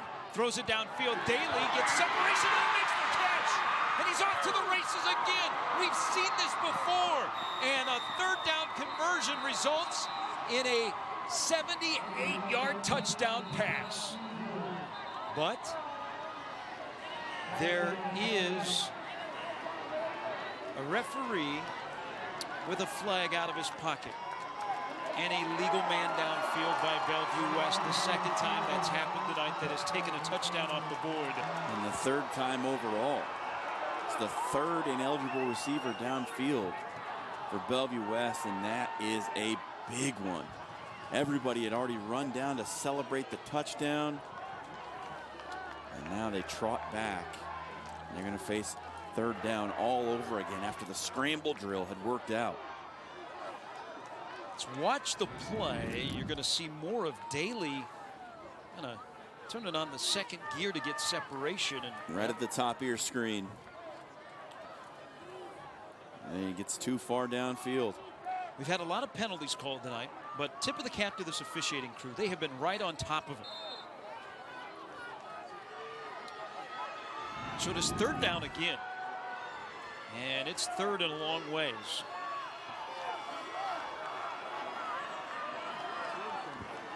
Third and maybe to Council Bluffs out of Northwest Omaha.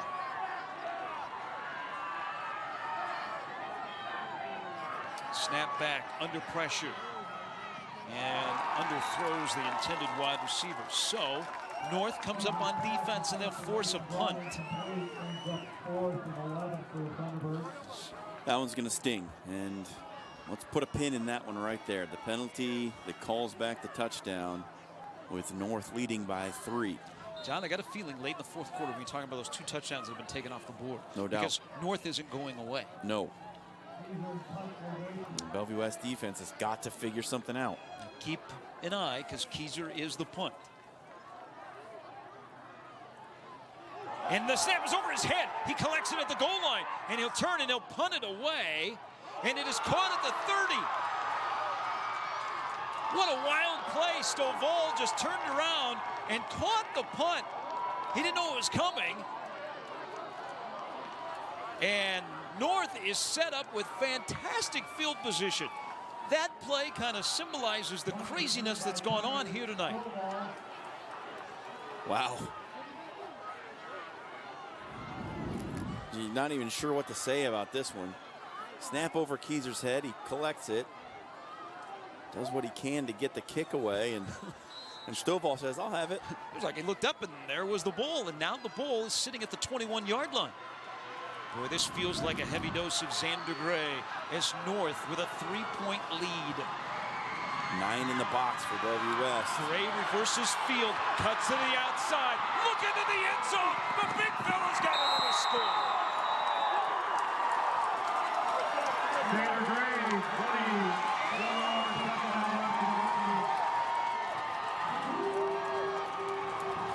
He has taken this team and put it on his back in this 3-game winning streak, and tonight he has lifted a whole football program, and he has brought them into the end zone again, and now North has their largest lead. Venner is out to make it 10. Xander Gray's last 2 carries have netted 72 yards and 2 touchdowns. And we still have 9:27 to go in the third quarter. And it is now 38-28 in favor of the North Vikings, trying to hand Bellevue West their first loss of the year. Reversing field at 230 pounds. Oh, you never know. He's got great feet. There's no doubt about it. You cringe a lot of times when you see running backs try to cut it all the way back across the field, but Xander Gray has tremendous ability. 19 carries, 198 yards, 3 touchdowns.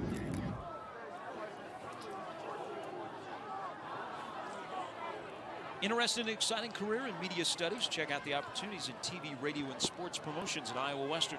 Visit iwcc.edu. Iowa Western, the world is waiting. Mentioned football, home for Independence Community College tomorrow on homecoming. Ranked number 3 in the JUCO ranks. Volleyball number 2, women's soccer number 7. And congratulations to Scott Strohmeyer, 9th straight conference title and 8th straight Region 6 crown. Now 5-1 overall. Bellevue West, and they respond. Cheney working around blockers, and now Cheney's got some room, and Cheney's down the sidelines. There is a flag down at the 27-yard line. Is this another penalty that will wipe out a big pickup for Bellevue West? I'm afraid it's coming back.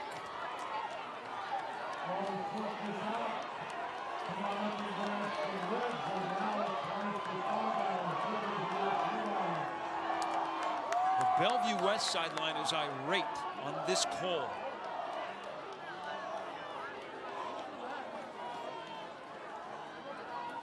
Block in the back on the return. And you look at Mike Huffman, head coach at Bellevue West. He's just seething. 2 touchdowns taken off the board and a long kickoff return here. They'll march the Thunderbirds all the way back to the 20-yard line. They got Kier, 31, for the block in the back. And the penalties have been a big problem for Bellevue West tonight. 11 penalties, 100 yards now taken off the board for Bellevue West. 2 big ones that have resulted in a loss of at least 12 points. What a crazy game here tonight. Ducker breaks an arm tackle. Ducker's into the secondary, and Ducker is out to the 32, and that's a pickup of 15. Now Ducker, you can't arm tackle him either because he is just so slippery. If you put an arm on him, he's going to break through it. He's already visited Northern Illinois, Purdue, who has offered him along with South Dakota State. Unofficial to Notre Dame in Minnesota. He took his teammate Nate Sullivan along, and Xavier Watts from Omaha Burke to the Notre Dame Stanford game a few weeks back. Here's Ducker once again. We'll get a heavy dose of number 8. And there is some extracurricular stuff going on down the field. Daly got into it with a Viking defensive back. Mason Braun pulls his teammate away. No flag. There's a rejuvenated North Viking team. And you're going to get a look here. This is behind a play. Daly pulls down Donovan Foster by the face mask. 2nd down and 6.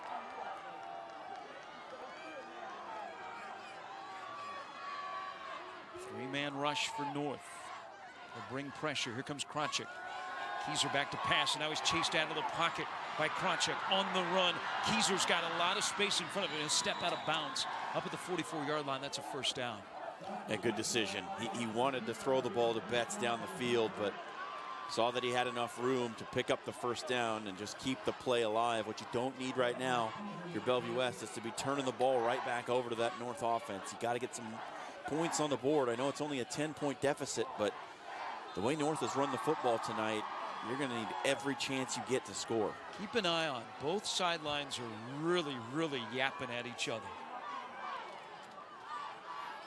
Intensity of this rivalry ratcheted up when Omaha North is up 10, trying to hand Bellevue West their first loss of the year.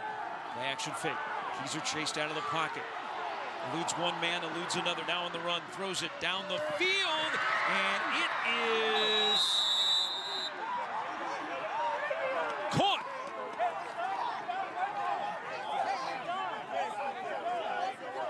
The catch by Nate Sullivan.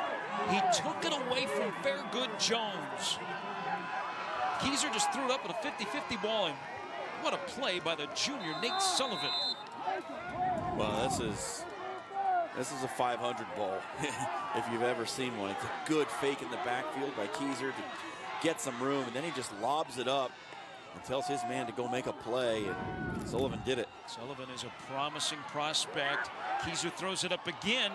This time he couldn't get some help from his wide receivers. He was looking for his favorite wide receiver, Betts, and again, you see this is happening now after every play. Officials are having to step in between the two teams.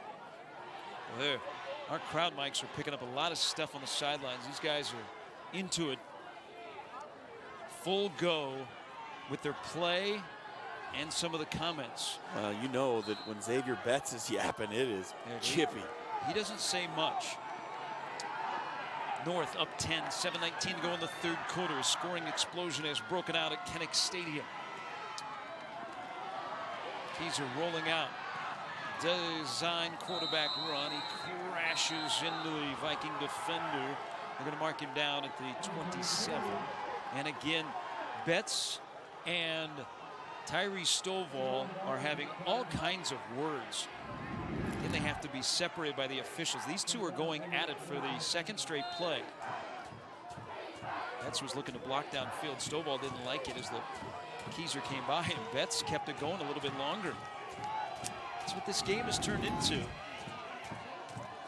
2 weeks from the night the playoffs begin. Kieser again, right up the middle, breaks a tackle. All down at the 12-yard line. I think the play fake caught North off guard. This is something that again, Mike Huffman said they were going to use. Now, they had so much success throwing the ball early that they haven't gone back to it. But here's Kieser running the football. Thought it would be a little bit of a surprise element that the North defense wouldn't expect them to do because they haven't shown it on tape. Now a little bit of a shortened field. What does Mike Huffman elect to do? As you see, he's got wide open with his offensive talent. 2 wide receivers to the top, 2 to the bottom of your screen. Ducker is the lone man in the backfield. And now sprints out. And a play fake.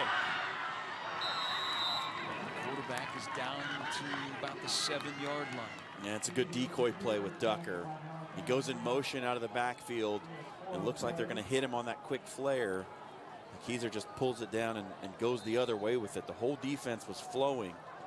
It's a good pickup on first down. Yeah, a little window dressing throws you off. That's what you can do when you have so many options. Good job of blocking up front by the offensive line. Now second down and 5. Again, Bellevue West is in a situation where they can get a first down. Ducker cutting to the outside. He has blockers on the edge. Can he get to the corner of the end zone? He dives for the pylon. Touchdown this time. Ducker is in. He's so good. Just ridiculous athleticism by Javon Ducker. And he lets North know that he just scored once again to bring his team within 4. With another 2-point conversion coming. We still have 5:25 to go in the third quarter. This to make it 38-36. Bellevue West was denied on their last 2-point attempt. Again, the crazy formation. What will come of it? Flip back to Kieser. Look into the end zone. Takes it himself. Did he get there? No, he absorbed a big hit right at the goal line, and now he's down grabbing onto that left knee. Oh, no. He got hit at the goal line and then fell awkwardly. The two-point conversion denied, but that takes a back seat to the injury to the quarterback, who is down on the field, quickly attended to by both sides. The trainers for North immediately sprinted to the corner of the end zone, and then the Bellevue West trainers raced across. As Evan Kieser is down on the field, the two-point conversion denied after a 9-play, 83-yard drive that took 3:51 to bring the T-Birds within 4. That takes a lot of the life out of the stadium. Immediately grabbing onto his left knee. Now Mike Huffman, who has already seen one quarterback go down this year. That's why Kieser is starting, and here we look at the hit to deny the two-point conversion.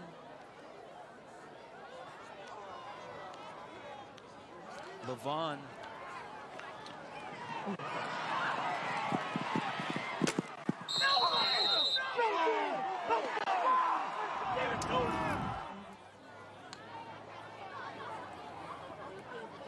Quarterback remains down on the field.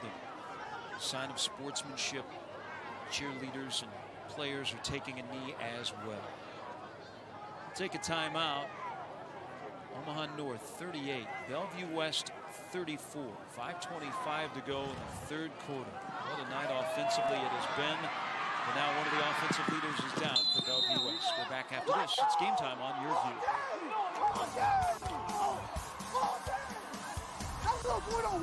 Here, baby, let's get it. Whoa!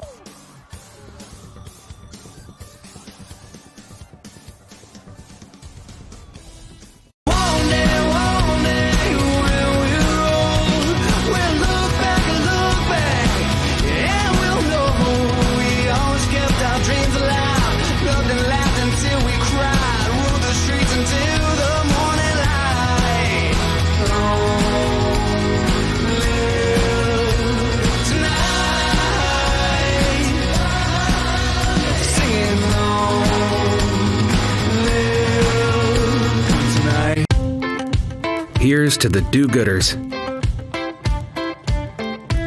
They're the early risers, the selfless, the forward thinkers, the brave. There are many ways to describe them. We call them family. CHI Health. Good happens here. That is the Bellevue West section, and there's a lot of concern because Evan Kieser, the starting quarterback for Bellevue West, is still down on the field. As you've seen in the replay, denied at the goal line on the two-point conversion attempt, and then as he planted his left knee, it awkwardly kind of went out from underneath of him. He is now sitting up. 38-34, and they'll take as much time as possible, and now he is to his feet. And he is up, and it's a really good sign here because he's walking on his own, as you see there in the picture. He's putting weight on it, which is huge.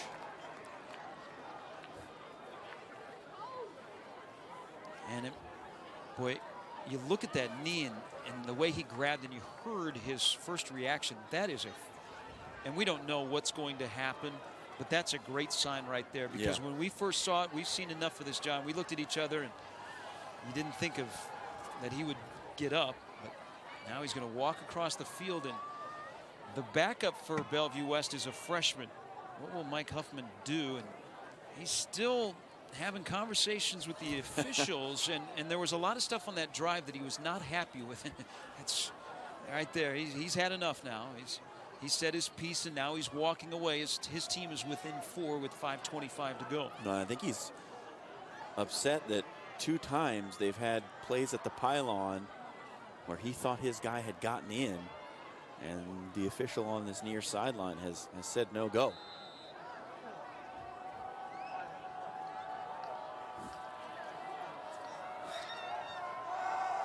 There's the ensuing kickoff.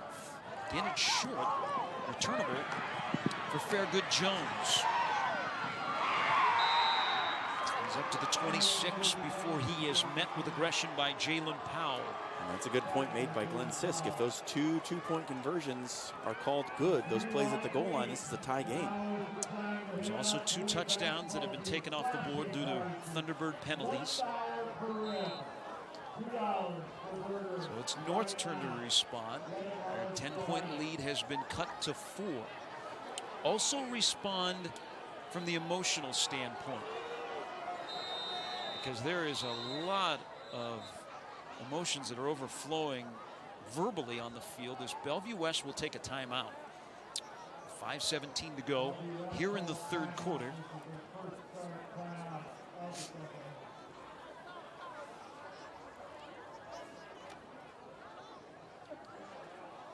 Seen a lot of Javon Ducker tonight. Again, a great story up on YurView.com. John had a chance to sit down with Javon the other day. But he will have some really intriguing choices next year on where he wants to go to college. He's a talented running back, but he also is fantastic in the classroom. Yeah, he's spectacular in the classroom. And the Dakota schools love him. As you see, South Dakota State. He said the Purdue offer was kind of out of the blue. He wasn't expecting it. They came last fall. Just offered him, and then he's visited Iowa State. Just recently visited Notre Dame, and there's where his brother plays, and his father's alma mater, South Dakota. And there's the Notre Dame visit that he just recently took. But there's another school in the mix that's out west that you might know for academics, Stanford, that he just recently got a call from their assistant running backs coach, and they're sending him pieces of mail about every day. Stanford, Nebraska, Northwestern with interest. He wants to be an anesthesiologist. Fulkerstrom completes a pass. He's been really good tonight in the passing game. It's a first down. He found his favorite wide receiver, Bryant Wesson. Wesson's come up big tonight. He's been a big factor in the passing game. And when we saw this team earlier in the season, Gary, if you were playing wide receiver at North, you were the loneliest man on the planet. Coming in tonight, North on average only 70 yards passing a game. But Fulkerstrom looks like the Fulkerstrom we saw last year in the playoffs. Toss to Gray. Gray breaks one tackle behind the line of scrimmage. Tried to cut it back, and then an ankle grab by Caden Hayes slowed up Gray, but not before he got 5 yards. He's now over 200 yards, 204 for Xander Gray. We still have 4:35 to go in the third quarter. Xander Gray might be looking to crack 300 in this one. We saw Calvin Strong do it on a broadcast for North. It's been several years ago now, but late flag as Fairgood Jones carried it into Bellevue West territory. We've had a lot of these tonight. Had a lot of 15-yard penalties. This one is holding. March the Vikings back. Omaha North 4-3, currently ranked number 9 according to the World Herald. Bellevue West 7-0, and they've settled into the number 2 spot in the polls.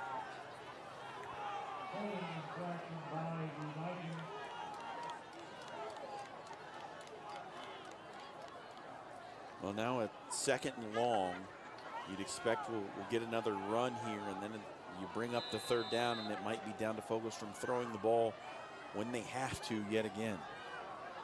Tight formation, 3-step drop, pass, caught, drop.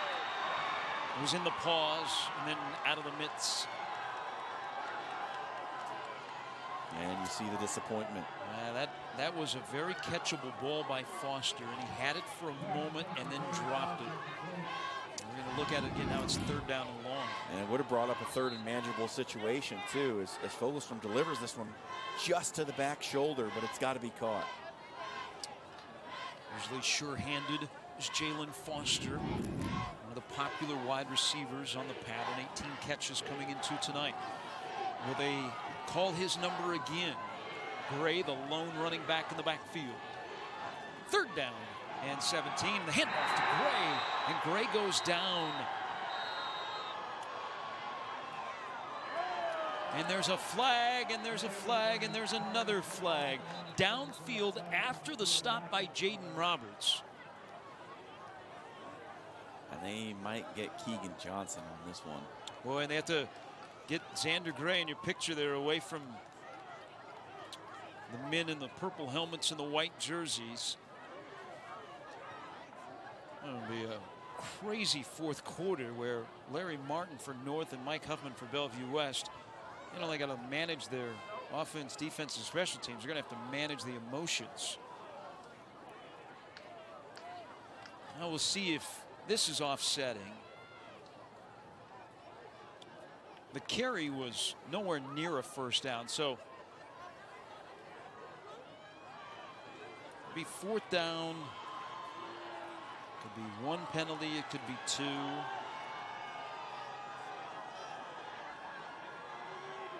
And it's just on North. Well, I thought the way Keegan Johnson was walking away from the play with his head down, I thought they were going to get him, but it was a North player who said something to draw the ire of the officials. So this penalty will push North all the way back to their own 19-yard line.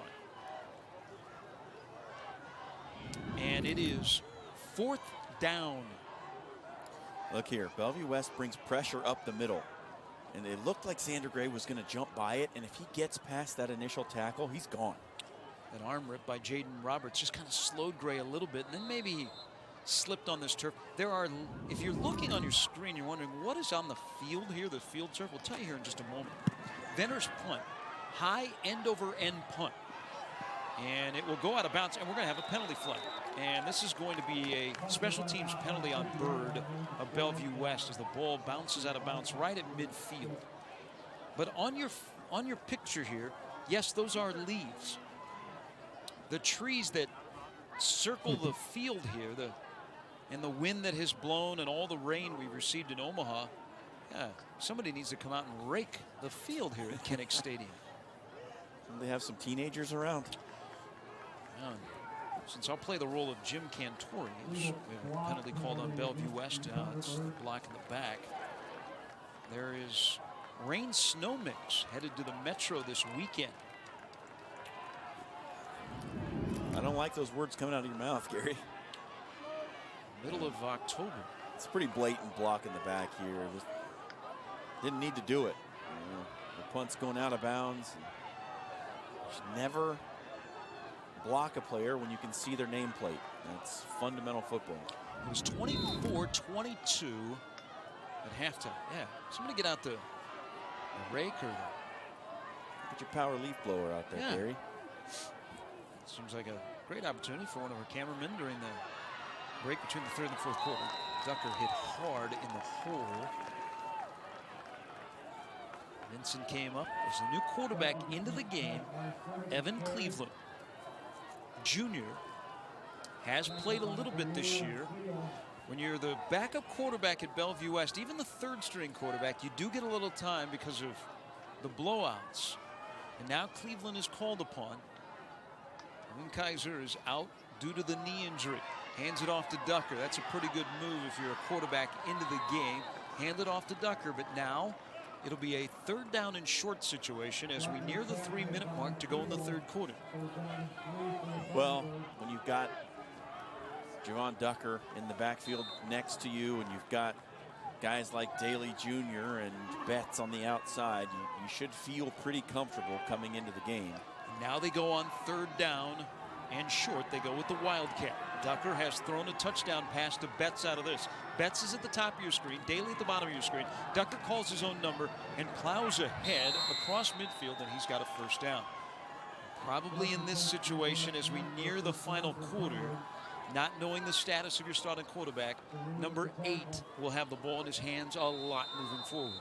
Yeah, and now it looks like Bellevue West will probably want to play the clock game. They will want to have just as few possessions left in this game as they can. They just came up with a big stop thanks to a big penalty on Omaha North, so they'll want to score here and really wear down this clock. Evan Cleveland, 6'2", 200 pounds, a junior. He'll throw for the first time, launches it downfield, and it is caught.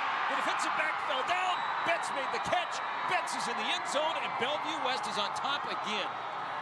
48-yard touchdown pass. How about that? Evan Cleveland comes in the game. First pass, what do? I'm going to throw it to the number 59 player in the country. He's going to make me look good. Like I said, if you got that man on the outside, you ought to feel pretty comfortable. And Bellevue West has come all the way back. Down 38-28. They will attempt a PAT. And it is good on a line drive kick by Cruz Gerardo. And it is 41-38, Cleveland's pass to Betts. What a ball game on Game Time tonight, as you see Stovall and Betts, who have been going at it here in the second half. Stovall trying to keep up with Betts, slipped down, and Betts was able to make the catch and trot the next 15 yards into the end zone for another score for one of the top wide receivers in the country in the class of 2020.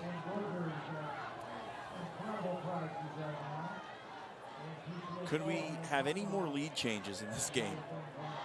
This has been wild. And more than likely not the last.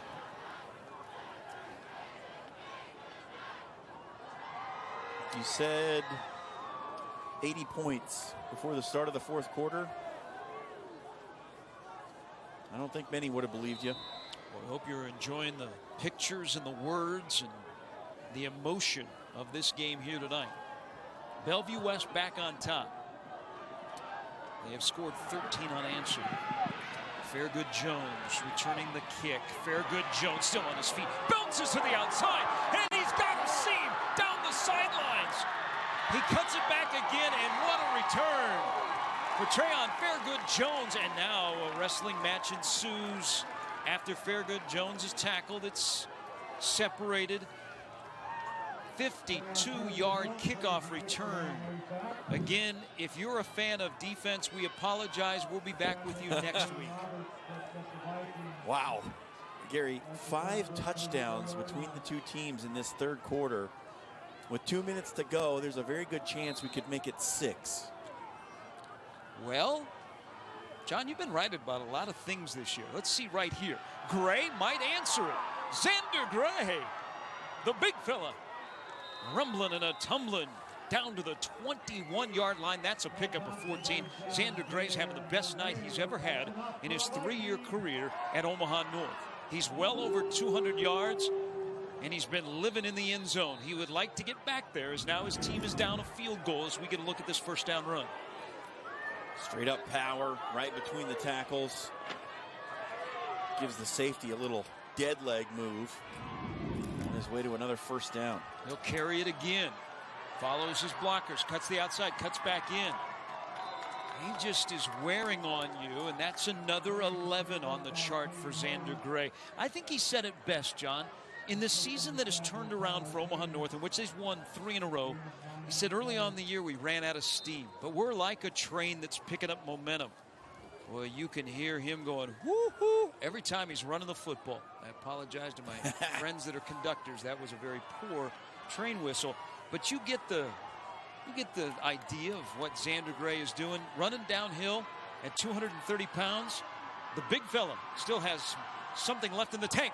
Pass to the end zone. Touchdown, Wesson. And another score. How about it? Houston Fogelstrom finds Bryant Wesson again. A fade route. Nobody in purple and white saw that one coming when you got the big 240-pound tailback. But there it was. And North back into the lead, and that is our 6th touchdown of the third quarter.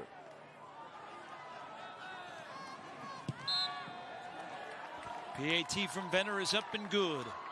It's now 45-41. And we still have 54 seconds to go in the third quarter. There was a little bit of an altercation after the PAT. We'll have lots of total offense, and we'll have lots of penalty yards when the box score is compiled at the end of the evening. We'll see who this unsportsmanlike penalty is on.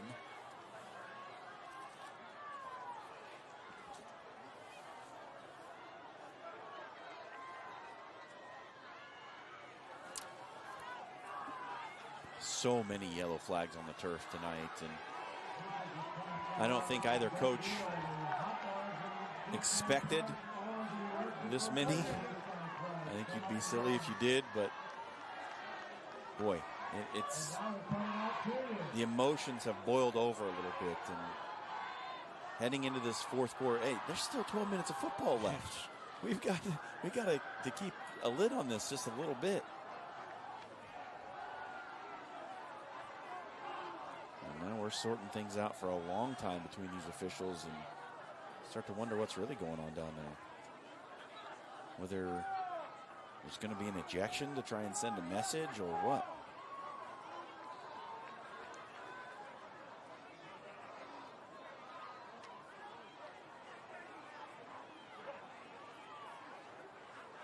We hope you're enjoying tonight wherever you might be around the country. Here in Nebraska, in Omaha, all throughout the Game Time Friday Night family. Boy, what a great lineup we've had from coast to coast this year. Some of the best rivalries, some of the best players in our regions that we cover.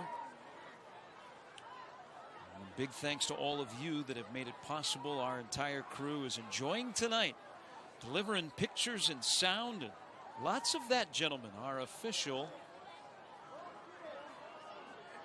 Okay, so there is a personal foul on North, and if you kind of read the lips, John, he said it'll be assessed on the kickoff. Yeah.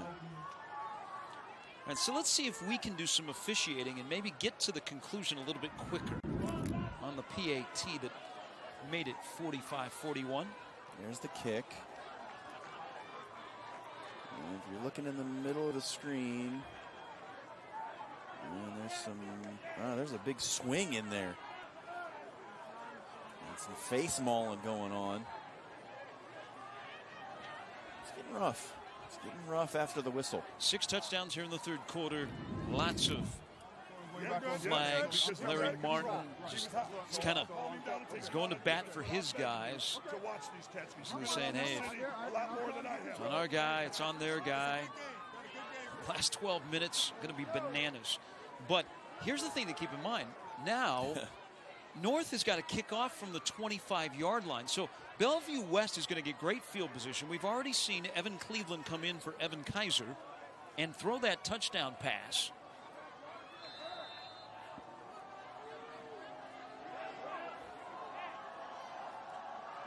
I put about 40 rows on my score sheet, Gary, and I might use them all tonight. Betts on the run, collects the kickoff, and breaks a couple of tackles. He's pushed way back. There's a face mask that is not called. Betts finally goes down. Now there's another semi-altercation that almost breaks out away from the return. It looked like Betts, there was a North defender, got a piece of the face mask, his head whipped around. Betts, who tried to turn it from right to left, you see him doubled over there on a chilly night. He lost some key yardage all the way back to about the 23-yard line. Well, we thought Bellevue West was going to start in good field position, Gary, but here they are, only out at the 23. And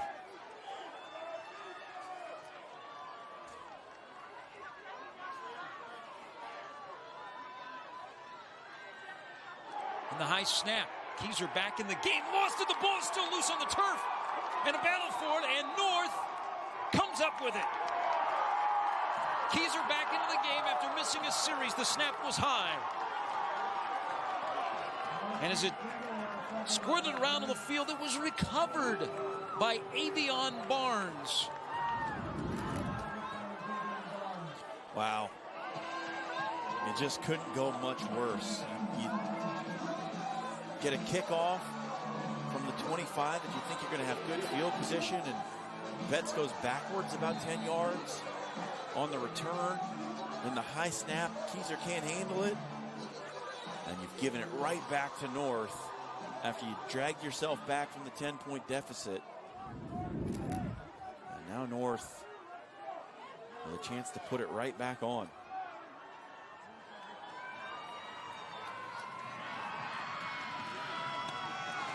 Xander Gray behind the line of scrimmage, made a U-turn, went left, went right, went backwards, went forwards, went down, and now again after the whistle, some pushing and shoving, some guys giving each other the business. Xander Gray popped up, got right into the face of a Bellevue West defensive player, not happy at all. And now the third quarter. What a crazy third quarter. A wave of emotions, a bushel full of touchdowns, and who knows what's going to happen in the final 12 minutes. Tell your friends, get to YurView.com. Game time for the fourth quarter. Omaha North 45, Bellevue West 41.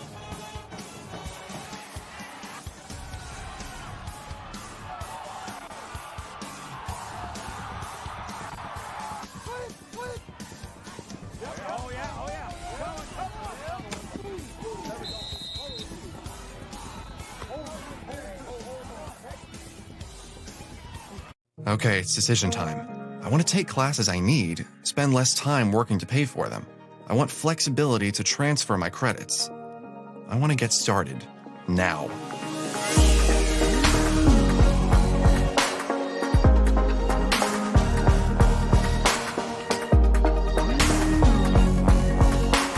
Find your path at iwcc.edu and get hands-on, real-world experience. Start now at Iowa Western.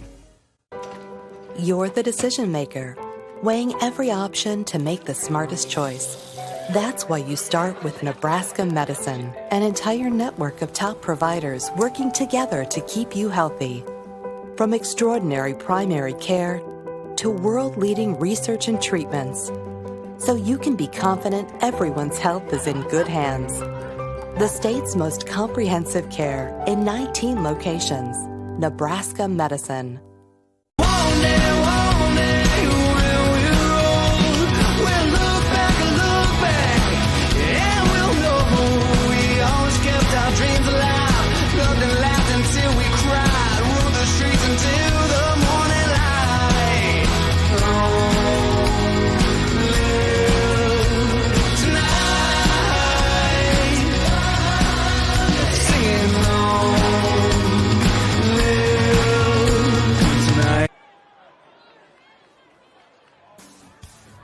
Special connection between these two teams playing tonight.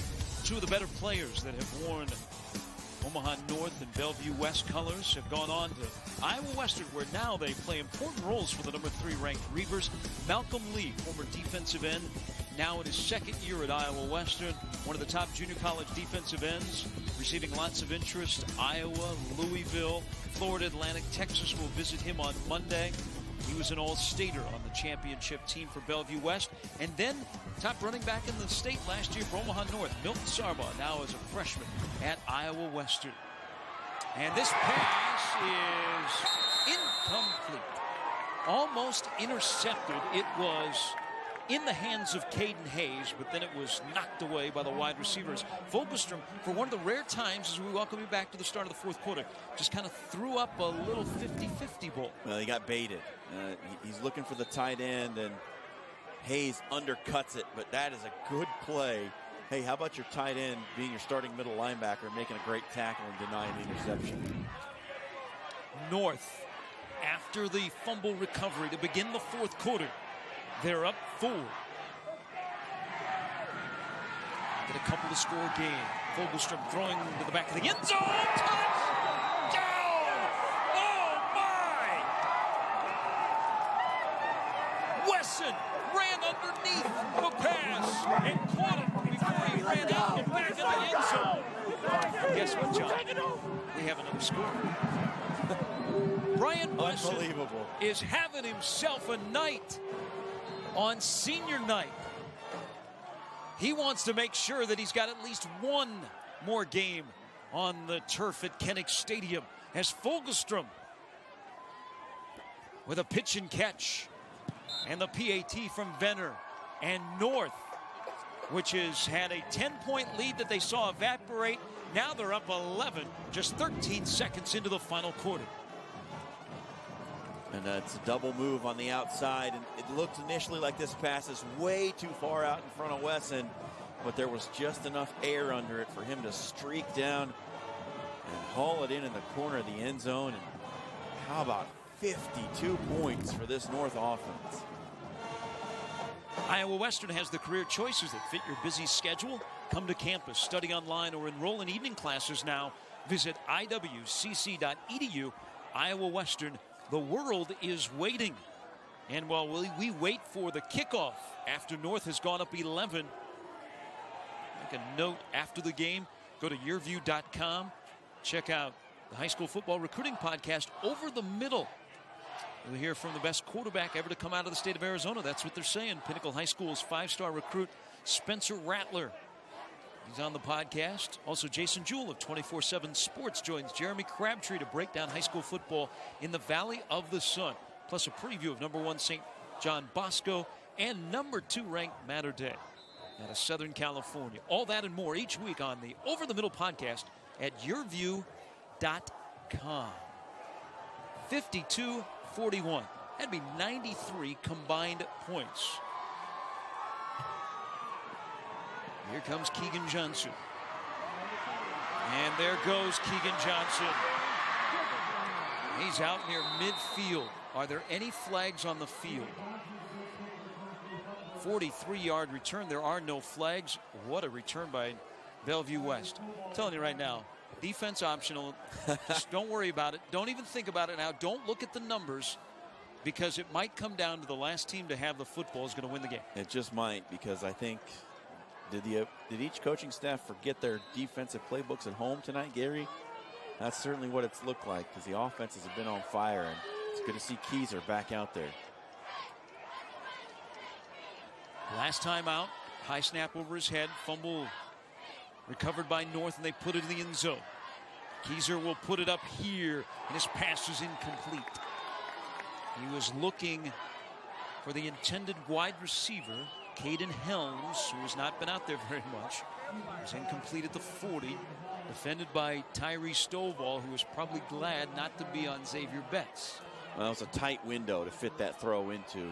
He's crossing underneath the safety and above the linebacker with the corner trailing. It's a very tight window and just couldn't quite hook up.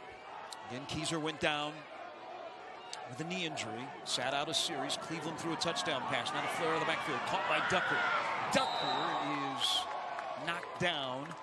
Well, it looked like Ducker was going to try and leap over the defender. He was brought down about 3 yards short of the first down.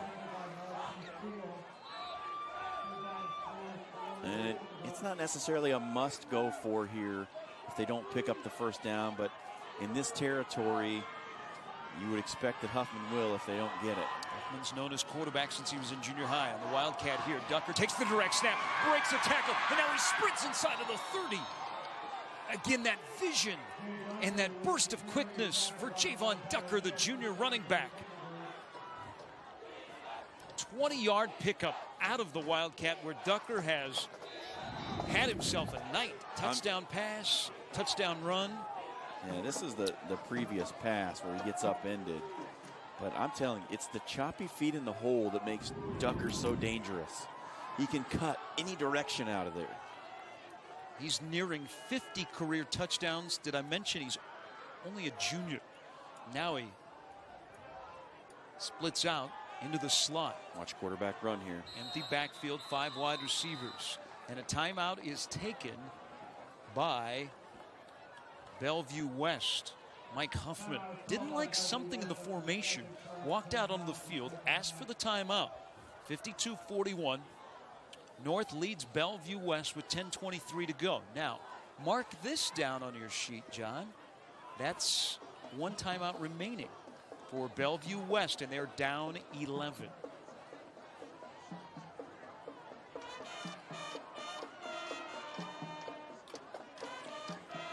And the point system in the NSAA, the top 16 of the 32 make the playoffs. Let's look at the top 10 currently coming into tonight's action in Class A. You're going to see both of these teams on your screen that are in the top 10. There they are. You see Millard West, even though they have a loss, they have the best point average. Bellevue West in second, West Side and Burke, 2 undefeateds as well. They're inside the top 5. Millard South, who's all the way down at 7th in the rankings by the World Herald. They are rounding out that top 5. Mentioned that Caden Helms was in the game. There's Xavier Betts. Been out for this series on the bench. Pump fake by Kieser, throws it downfield. It is incomplete. And Sullivan was coming across the middle wide open, and Kieser just didn't see him because he got pressure in his face. Looks like Betts will come back into the game once he gets his left shoe tied. He's read his lips there. He said, hey, can I get some help? He's got his gloves on. He's trying to tie his shoes. 2nd down and 10. We've not called the name of Nate Sullivan much tonight. We also have not called the name much here in the second half of Shane Daly. We've called the name of Ducker, and he's going nowhere. Good defensive stop by Omaha North. Vincent, Krawczyk, and also Bellevue in there. Emar Vincent, 6'6", 210 pounds. Rush in. Well, they've had some really good defensive players in this 6-7 year stretch at North. It's been a staple. And Betts is back into the game. Well, you'll watch him. We'll ISO him. The bottom of your screen. 3rd down and 10. Snap back to the quarterback. Quick pass. Caught. No. Oh.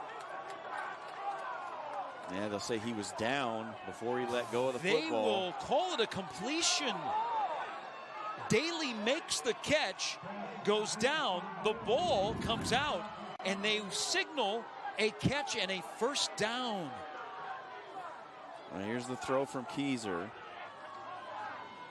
Caught the ball. Oh, there is no replay in high school. I think that would be overturned if there were. Did not look like Daly had full control. Doesn't matter. The officials with no replay said yes, he did. And the drive continues. Out of the Wildcat, Ducker to put it up. Throwing and faking, and now on the run. Oh, my. Inside of the 5. Touchdown. How about Javon Ducker? My goodness. They try to go back to the well with the Wildcat pass play that they scored on early in the game. And Ducker turns nothing into a touchdown. What a play. That makes it 52-47.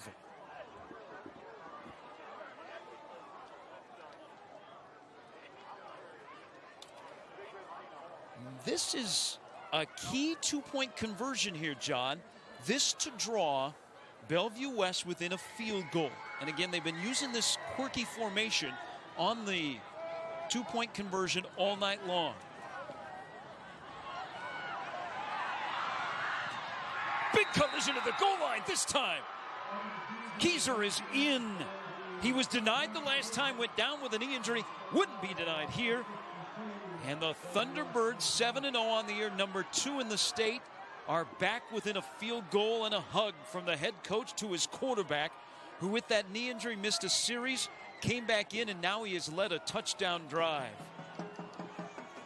Well, you saw on the last 2-point conversion from Kieser. He tried to go outside. Here's the Ducker play. Look at this. Pulls it down, sprints to the outside, and then just drops the shoulder and drags the defender into the end zone. What a play.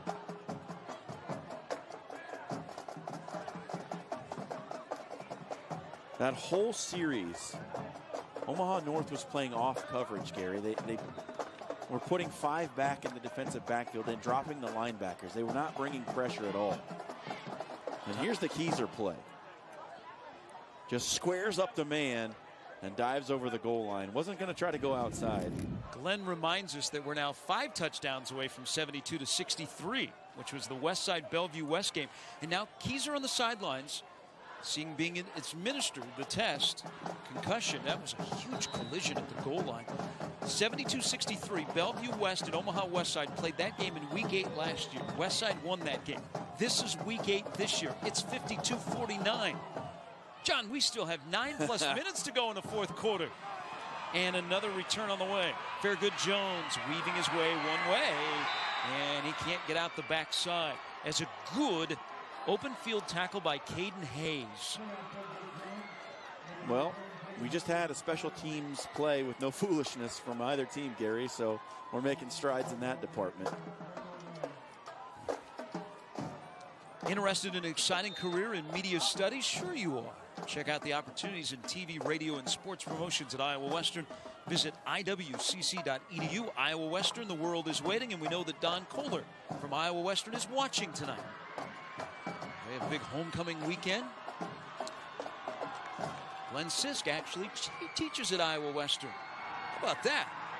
Glenn does a little bit of everything. Glenn's main job is in the sports information department at Creighton University. Glenn also is one of us. You hear Glenn doing Creighton women's basketball. On the radio. Now North has to go back to work. They're up a field goal.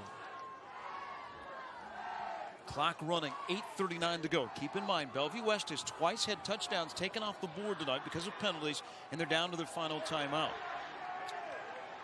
Here we go, double tights, fullback in the game. Xander Gray dots the I. Flag down. You know, we've gone a couple of plays without a penalty flag, and actually some of the jawing has been tempered a bit. I think there were discussions in the break between the third and fourth quarter with each team from their coaching staff just to tamp it down a little bit. We'll start on North. That penalty pushes them back 5, so it'll make it 2nd down and 11. Houston Fogelstrom last year was the quarterback of the state championship Omaha North Vikings. 3 titles the last 5 years.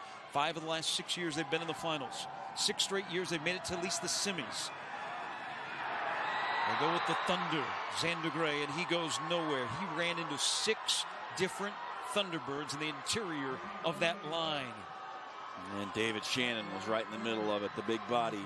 Those 2 tackles for Bellevue West, we've talked about it all night long, Gary, that it's an undersized defense on the whole, but you have Shannon and Cheney, who are both 3 bills or better, down there on the inside, and they're tough to run against. Yeah, tough to find a defensive play of the game for our postgame after what we've seen tonight. But could it happen here on 3rd down and 10? And all kinds of confusion. Bellevue West had players running onto the field. As the snap happened, a penalty flag thrown on Bellevue West as they had a player run on the field as the snap happened. We also have a potential pass interference. The pass interference call will be the one that is whistled on Bellevue West, but Bellevue West only had 10 on the field. They ran a late man on. There was that flag, and then the official realized, I have to throw another for pass interference. So Omaha North gets bailed out, and they will get a 1st down after the pass interference call on 3rd down. That's the kind of night it has been. Strange indeed. Yeah, Keegan Johnson, it's pretty blatant right there. I mean, he just comes up and gives a forearm shiver to the wide receiver. So now the clock. It's 7:27. Toss to Gray. Breaks 1-2 tackles. Cuts to the outside. And he gets up to the 45. One official, and there's a flag down. I was just going to say, one official said Gray stayed in bounds. The other said he went out of bounds. But there's a flag down. Holding on North. And all those things we said about going about 5 plays without a flag, we kind of jinxed ourselves. Throw that in the trash.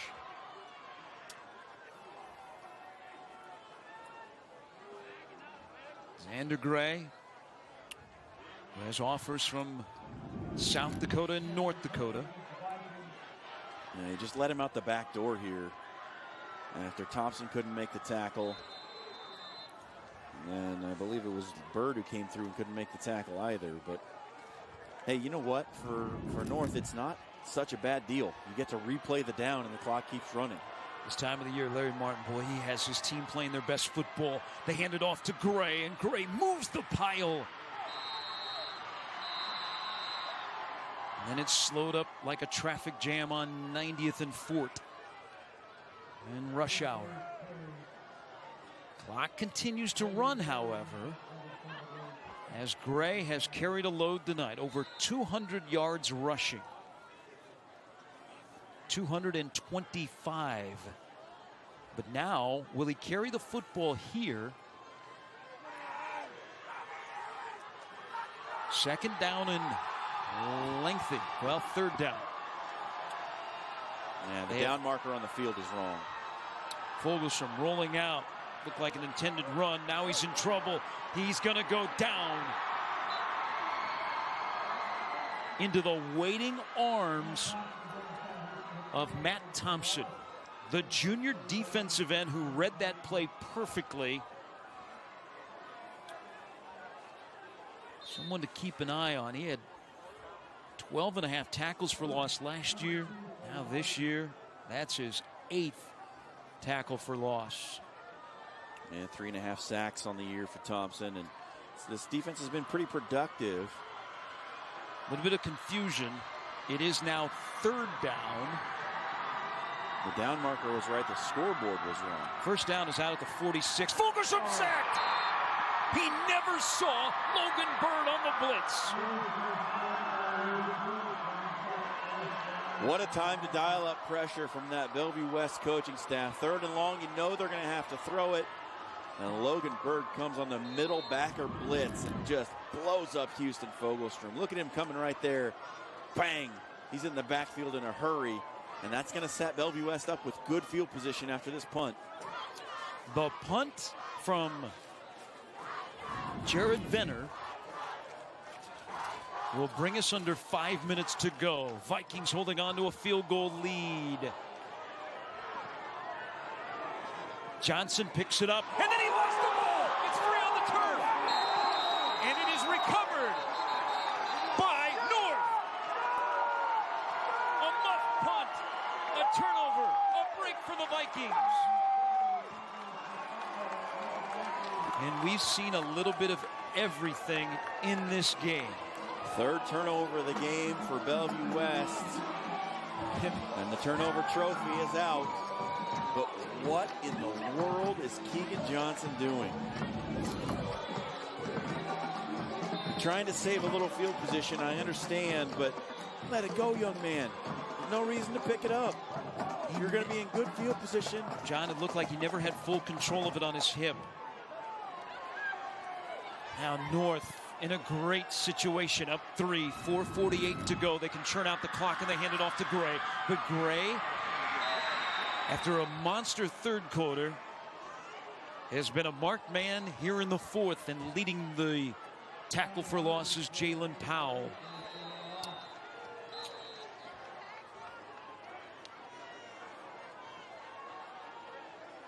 And it is Gray that is down on the field for the third time tonight. Temperature continues to drop. You see the breath of the players. Again, the game in the mid-40s. It's a damp evening. What a football game on Game Time in week number 8. Along with John Schreiner, I'm Gary Sharp, our entire crew. North up 3, 4:29 to go.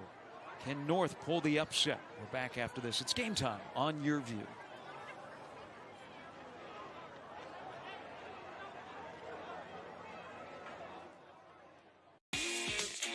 Tonight's Game Time play of the game is brought to you by Cox Business Security. Check out the stories behind the games all season long. Visit YurView.com.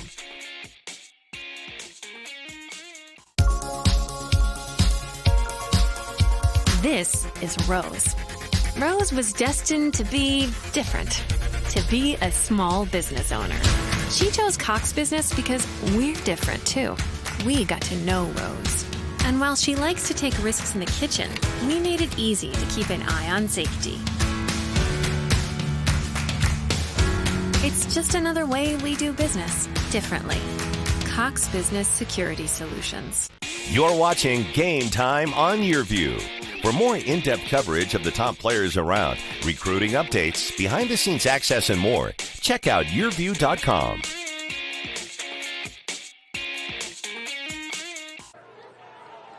Xander Gray coming off the field. That's a good sight for North. A good sight is watching the number 3 ranked Iowa Western Reavers. Homecoming, Independence Community College tomorrow. You can follow Iowa Western's championship sports teams, including football and volleyball, at GoReavers.com. Iowa Western, the world is waiting. Offensive-minded Mike Huffman now is going to ask his defense to make a big stop here after the Keegan Johnson fumble on the punt. It's going to be 2nd down and 11. As the temperature drops, it's been a damp week here in Omaha. We can kind of start to see some fog. As crazy as this game has been, that would be the topper if we had fog roll into Kinnick Stadium. That Bellevue West defense has been in the fog all night long, and they need to clear it out right here. Gray on the sidelines. Fairgood Jones, who has a touchdown run, is in the backfield. He's the lone back. Vogelstrom waiting, letting that clock run down. Now the toss to Fairgood Jones, and he is hit at the line of scrimmage. He twists and turns for a yard or two. The Bellevue West defense on the run side, which has been gashed for 3 quarters, has been very good here in the 4th. Well, Fairgood Jones is the kind of back that they can deal with. He's a slasher and a dasher.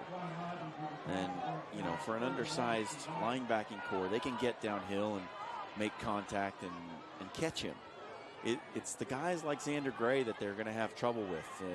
The back that can run you over is more likely to do damage. But Gray on the sidelines with that injury right now. Clock running. 3rd down and long.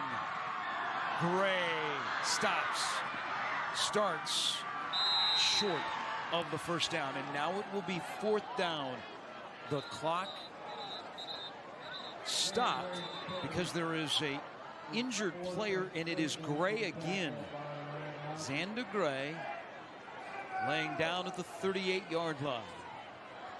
233 yards of productivity tonight out of the backfield, but this is another time that Xander Gray, after taking a hit, has gone down. He ran into his own lineman, then was surrounded, and Xander is up and walks off. This time under his own power. That was thrown down. You're Larry Martin, John. They restart the clock. It's going to hit 3 minutes and go under before you run a play here on 4th down. You might even take a delay of game. He has not sent out his punting unit. Bellevue West just has 1 timeout remaining. Bellevue West, number 2 in Class A. They're 1 of 3 unbeatens. They're 7-0.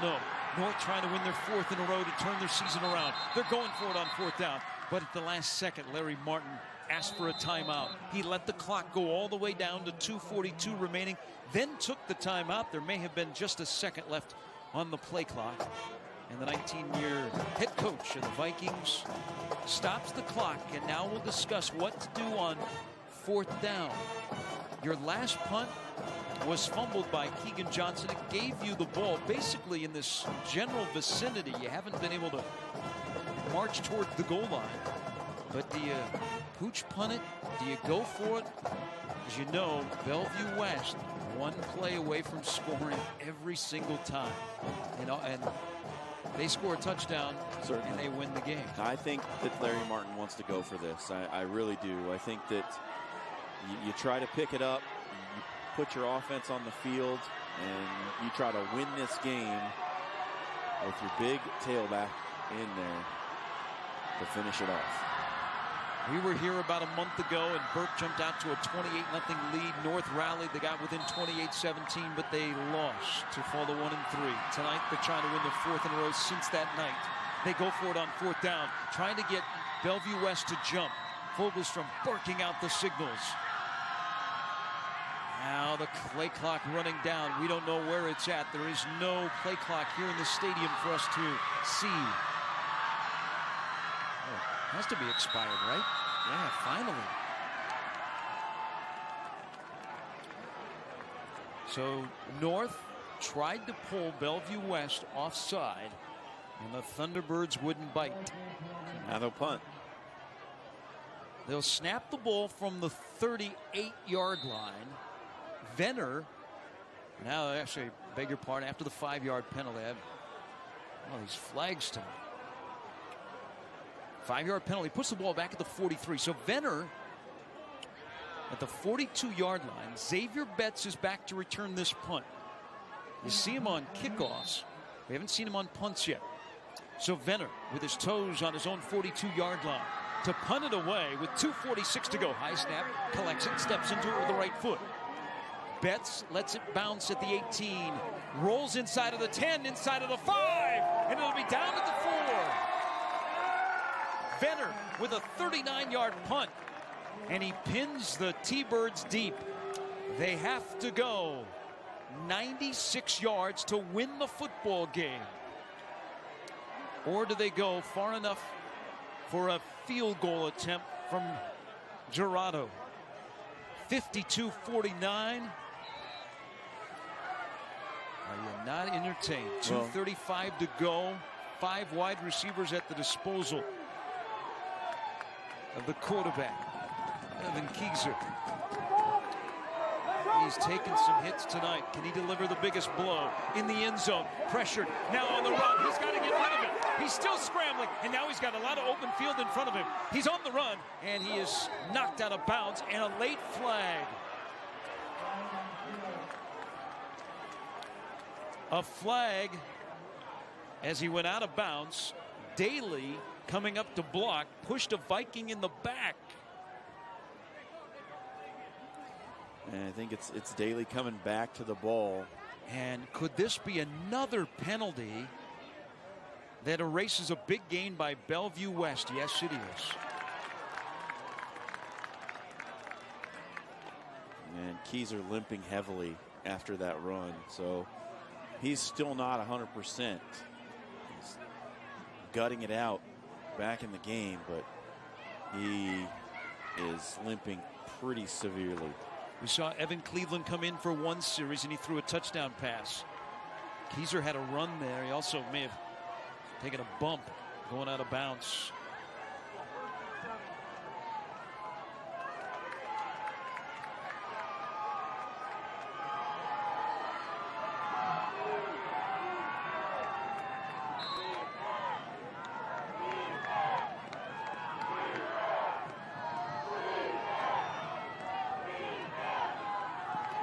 Rolling out, he's got to get rid of it. He does upfield, and it is incomplete. Ducker made the catch, but could not remain in bounds. Stops the clock with 2:19 to go. 2nd down and 7.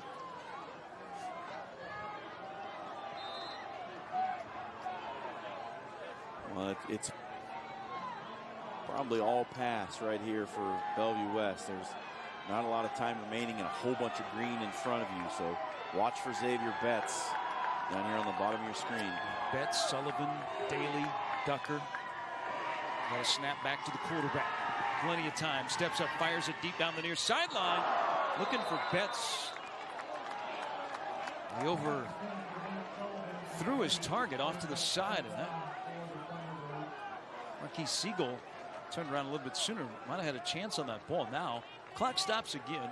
Play took 5 seconds, but now it's 3rd down and 7. Yeah, Betts is running a sort of a deep out and doesn't really run the route. I don't think he's expecting the football on this play. Sullivan was in front of Betts. Now 3rd down. Down a field goal. Trying to stay unbeaten. A game that has inched over the 3-hour mark. And the pass is incomplete. Daly couldn't haul it in. And then on the deflection, it was just fluttering in the air. That had interception written all over it. With 2:09 to go, it is 4th down. And Bellevue West needs at least 7 yards. And with only one timeout remaining, they're going to have to convert right here, or it's pretty much game time. Here we go. Is this where the upset becomes reality?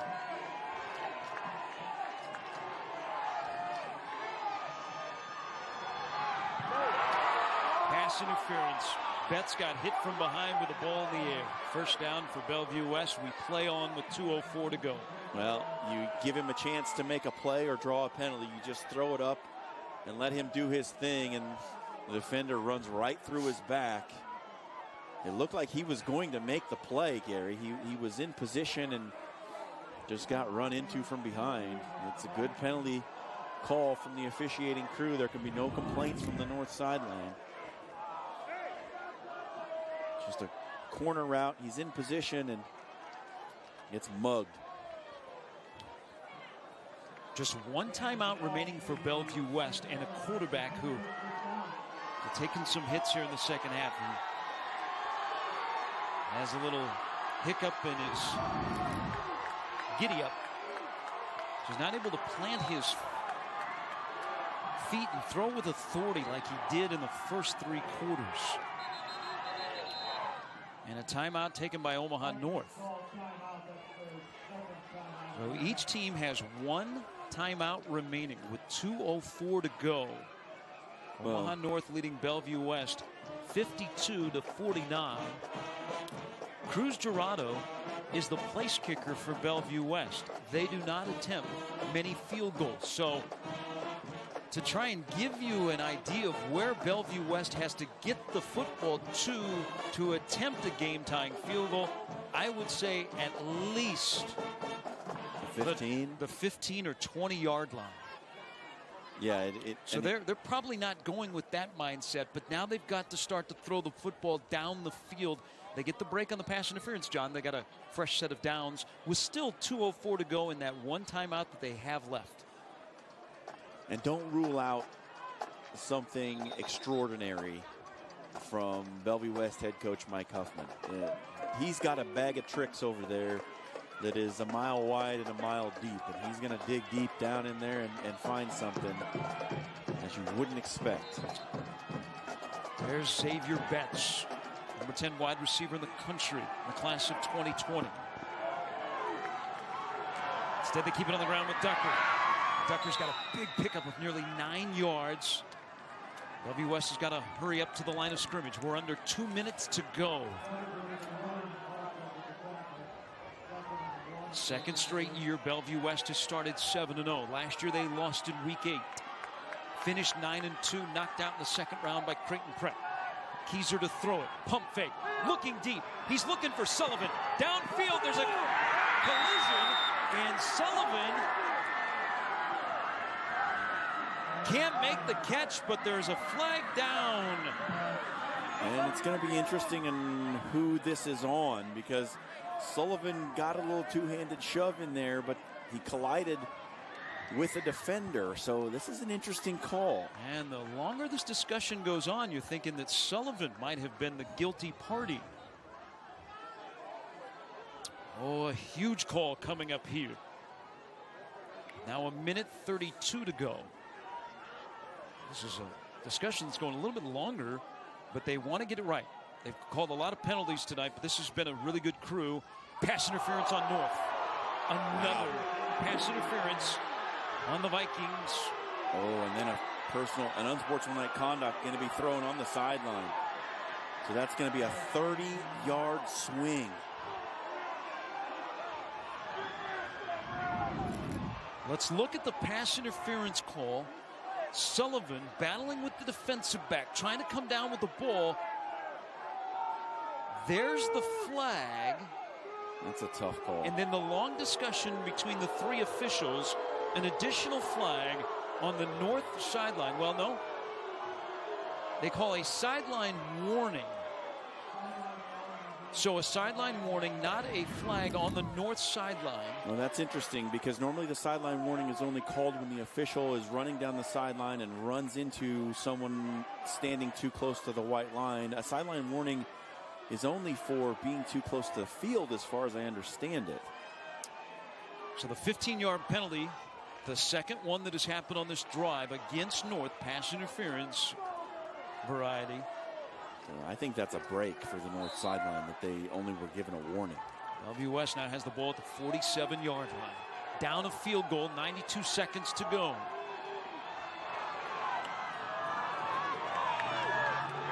Man in motion, Sullivan. And Kieser goes down. Malachi O'Neal, who we've not mentioned hardly at all tonight, one of the top defenders on this North defense, with a big stop. Xander Gray in there playing defense as well. And a final timeout taken by Bellevue West. You don't have to miss the big games in high school football. You can take us along, catch games like this one streaming live on YurView.com. Once there, click on the live button, and there you'll find the games we are streaming from around the nation. If it's high school football, we've got you covered. That's YurView.com. Last week, we had Millard North and Papillion La Vista. And Millard North rallied in the fourth quarter, sent it to overtime, and the game came down to the final play. Before that, we had Elkhorn South and Omaha West Side. As the Warriors won to remain unbeaten, that came down to the final play. Here tonight, this may come down to the final play, but before we ever get to it, we have had plenty of plays that have made you go, wow, and what? It's been a weird one. To say the least. 101 total points scored.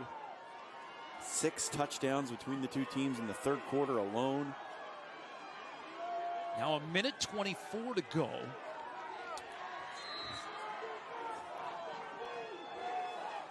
Bellevue West took that timeout. They are out of timeouts.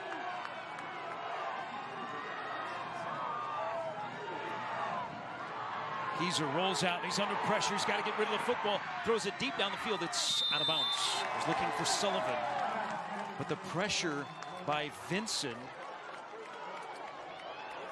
The senior quarterback had to just throw it away. It stops the clock with a minute 18 to go. 3rd down and 15. You don't have to get it all here because you know you're going for it on 4th down. So perhaps you run something over the middle, a crossing route, get Ducker out into the flat and pick up 7 or 8 yards, get yourself back to a 4th and 10 situation. First time these two teams have met since the Class A final in 2016, in which Bellevue West won 43-6. 3rd down and 15. The last two state champions battling it out on week 8 of game time. Kieser throws it down the field. His arm was hit as he threw it, and it came up short of the intended wide receiver, Nate Sullivan, who was surrounded by 4 Vikings. And now it is 4th down. Another huge 4th down on this drive. They got bailed out with a pass interference penalty, and they're backed up at their own 5 or 6 yard line. What can they dial up right here? You can't look for that play. You've got to make a completion. You've got to get to the 43-yard line of North. Well, the Vikings bring pressure. They have 3 down linemen. Snap back. Play action. Kieser's got time. Dancing around now. Chased out of the pocket. Looking downfield. There's a flag down in the area of holding. He launches it down the field, and there's another flag. So it looks like we'll have a holding on Bellevue West and a pass interference call on Omaha North. That's certainly what the North sideline is hoping.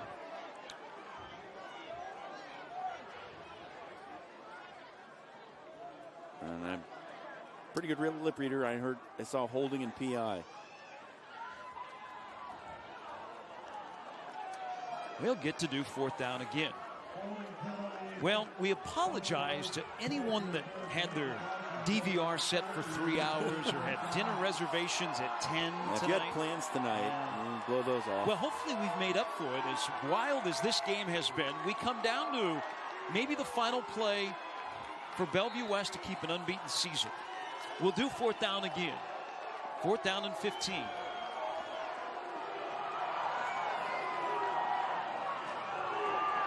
The blitz. And he'll go down. And the unbeaten season will go down. Aveon Barnes with the sack on 4th down. And the Vikings are going to pull off the upset. Gutsy call to bring the blitz against a team that has burned you deep all night long.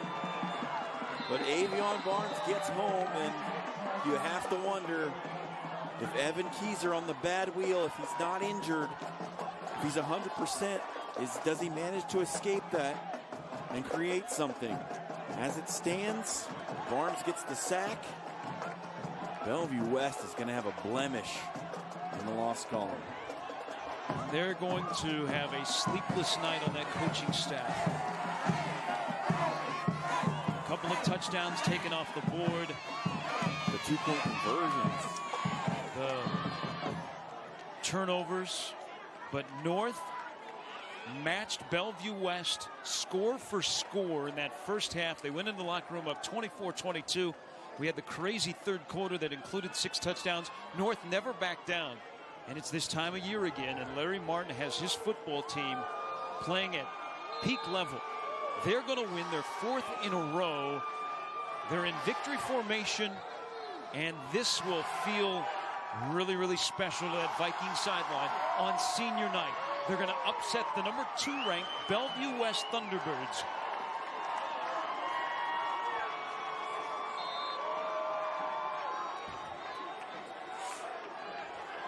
I know you have a plan and you do what you do, Gary, but I can't imagine there won't be some second guessing. 3 failed 2-point conversions in this game for Bellevue West. You know what that means? It's the difference between being tied and being down 3 right now. Final. Omaha North 52, Bellevue West 49. A big night for Xander Gray. A big night for Larry Martin. He had a stern visit with his team after they started the year 1-3. Now they will go into the final week of the regular season at 5-3 as Bellevue West suffers their first loss. They drop to 7-1. 52-49, one of the crazier games that you'll see all season long. I hope you enjoyed it on Game Time. We've got plenty for you on the post game. We've got some big old crooked numbers put up by that young man, Xander Gray, over 200 yards rushing. We will chat with our player of the game in a moment. We found a defensive play of the game, and it was on the sack. We have highlights. Boy, Xander Gray, he might be talking through his sleep tonight. He was pretty emotional before the game. He said, guys, let's go. He said that a month ago. Well, they're following him, and they've now won 4 in a row. Here is our defensive play of the game. And this is the one that seals the upset. Yeah, 4th down.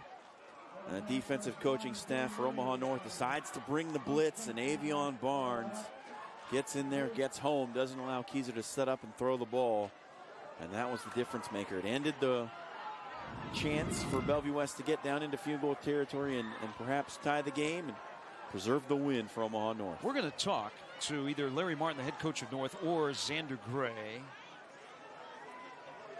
And our player of the game is Xander Gray. 233 yards rushing. As you saw, he just was greeted by Milton Sarbaugh, who was his teammate last year and is now at Iowa Western, and is here tonight to watch Xander Gray have himself a night. 28 carries, 233 yards in a game that had a combined 958 yards of total offense. And here is every single yard that Xander Gray rushed for. Well, I don't think we have time for all that, Gary Sharp, but boy, he was good tonight. And you know he's going to be good in yards after contact, but where he was also very good was with his vision. You saw him make several cutbacks tonight to spring himself. And he got to the outside and outran some folks tonight too. So Xander Gray had himself one whale of a game, and this was a special one right there. That move, that stiff arm. What a game. 28 carries, 233 yards. And a lot of this breaking into the open field and breaking the tape at the goal line. Again, we hope to talk to Xander Gray, the big senior. Yeah, he'll feel it. He'll feel it tomorrow morning, but for right now, boy, look at that smile that he'll show you as he listens to his head coach. We'll take a quick break. We'll come back to Kinnick Stadium. What a night tonight. Omaha North upsets Bellevue West 52-49. Best way to describe this game? Don't want to steal any of your thunder, John. This game was bananas. It certainly was. It was bananas, nuts with chocolate on top. More Game Time on. Tonight's Game Time player of the game is brought to you by Iowa Western. The world is waiting. Check out the stories behind the games all season long. Visit YurView.com.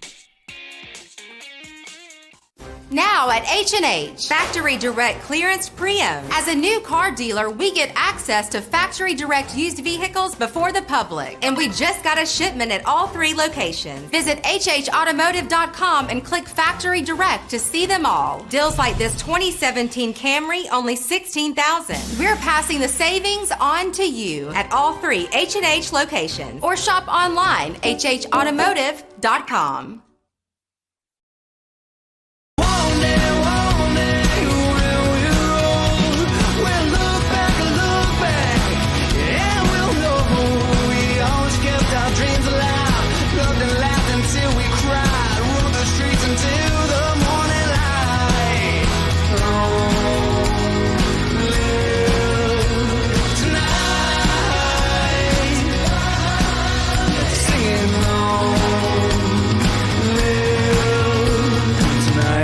Transform your existing space today with a new remodel from DeLoa & Sons. No matter what your budget is, our in-house design team will bring your vision to life, providing the quality craftsmanship you expect. And you work directly with the owner during all phases of your project, remodeling residential and commercial spaces for over 20 years. DeLoa & Sons. Design, build, remodel. Start your new project today. Call or learn more at DeLoaConstruction.com. You're watching Game Time on YurView. For more in-depth coverage of the top players around, recruiting updates, behind-the-scenes access, and more, check out YurView.com.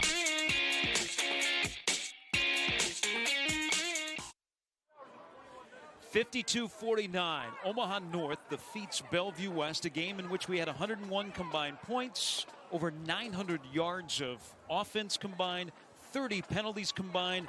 But at the end of the evening, it's another victory for North, now 4 in a row, as we're joined by their head coach, Larry Martin. Coach, how do you, as now we're joined by the head coach, Larry Martin. All right, in the short amount of time, how do you sum up what you just saw over the last 48 minutes of football? Well, what an incredible game by the kids. You know, both teams played extremely hard. You know, it was a highly competitive game, and you know, just one of those things that you just got to keep making plays for 4 quarters and just trying to find a way. Coach, there were some moments in that game where it looked like things were getting pretty chippy, and then between the 3rd and 4th quarter, it seems like the foolishness kind of slowed down.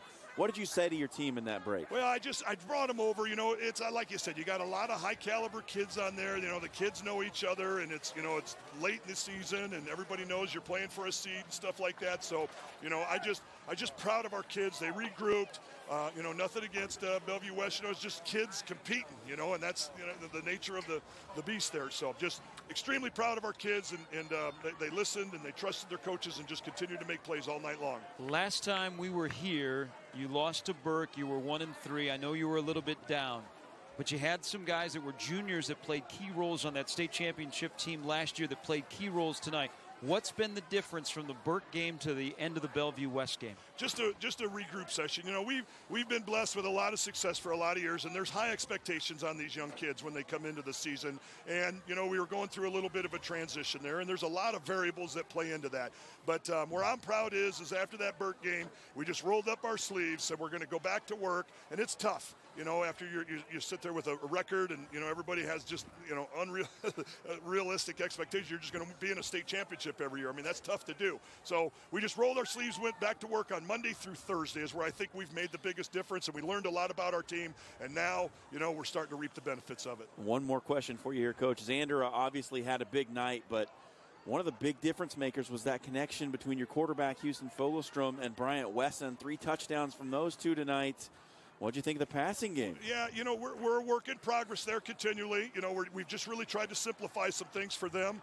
Hats off to those young people. They go over when we're doing team defense and work on those during practice, or even stick around after practice and do some things like that. So, they're very competitive kids. We want to be very efficient and effectively throwing the football. We are underachieving in that. So I'm happy for those kids, because obviously you want them to be rewarded with some success when they're doing some things. Coach, it's this time of the year. It's late October. You got your team playing at peak level. Congratulations on the victory. Good luck next week, and we'll see you in the playoffs. Yeah, and you can't do that with an exceptional staff. I'm so proud of our coaches, and with the expectations on them, and I appreciate everything. I sent them a long text tonight, or this morning, and I'm very happy for them, because they do a lot of work that's going behind the scenes, and I'm proud of them all. Thanks, Larry. You bet. 52-49, Omaha North upsets Bellevue West.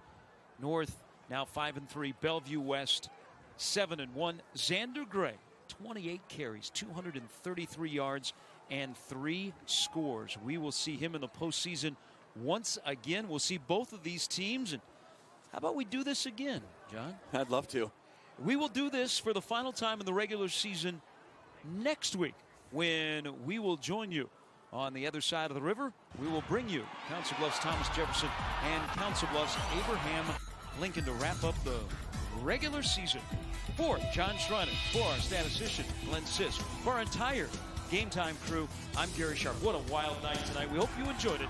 Omaha North 52, Bellevue West 49. You can catch the entire replay, and we recommend it. Just go to YurView.com. Enjoy the rest of your evening.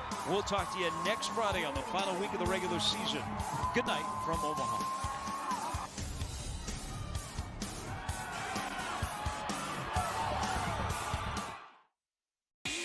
Game Time high school football action on YurView has been brought to you by Iowa Western, the world is waiting, and by Cox Business Security.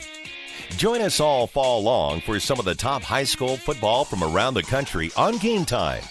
For in-depth interviews, behind-the-scenes coverage, recruiting updates, and more, be sure to visit YurView.com, your home for high school football.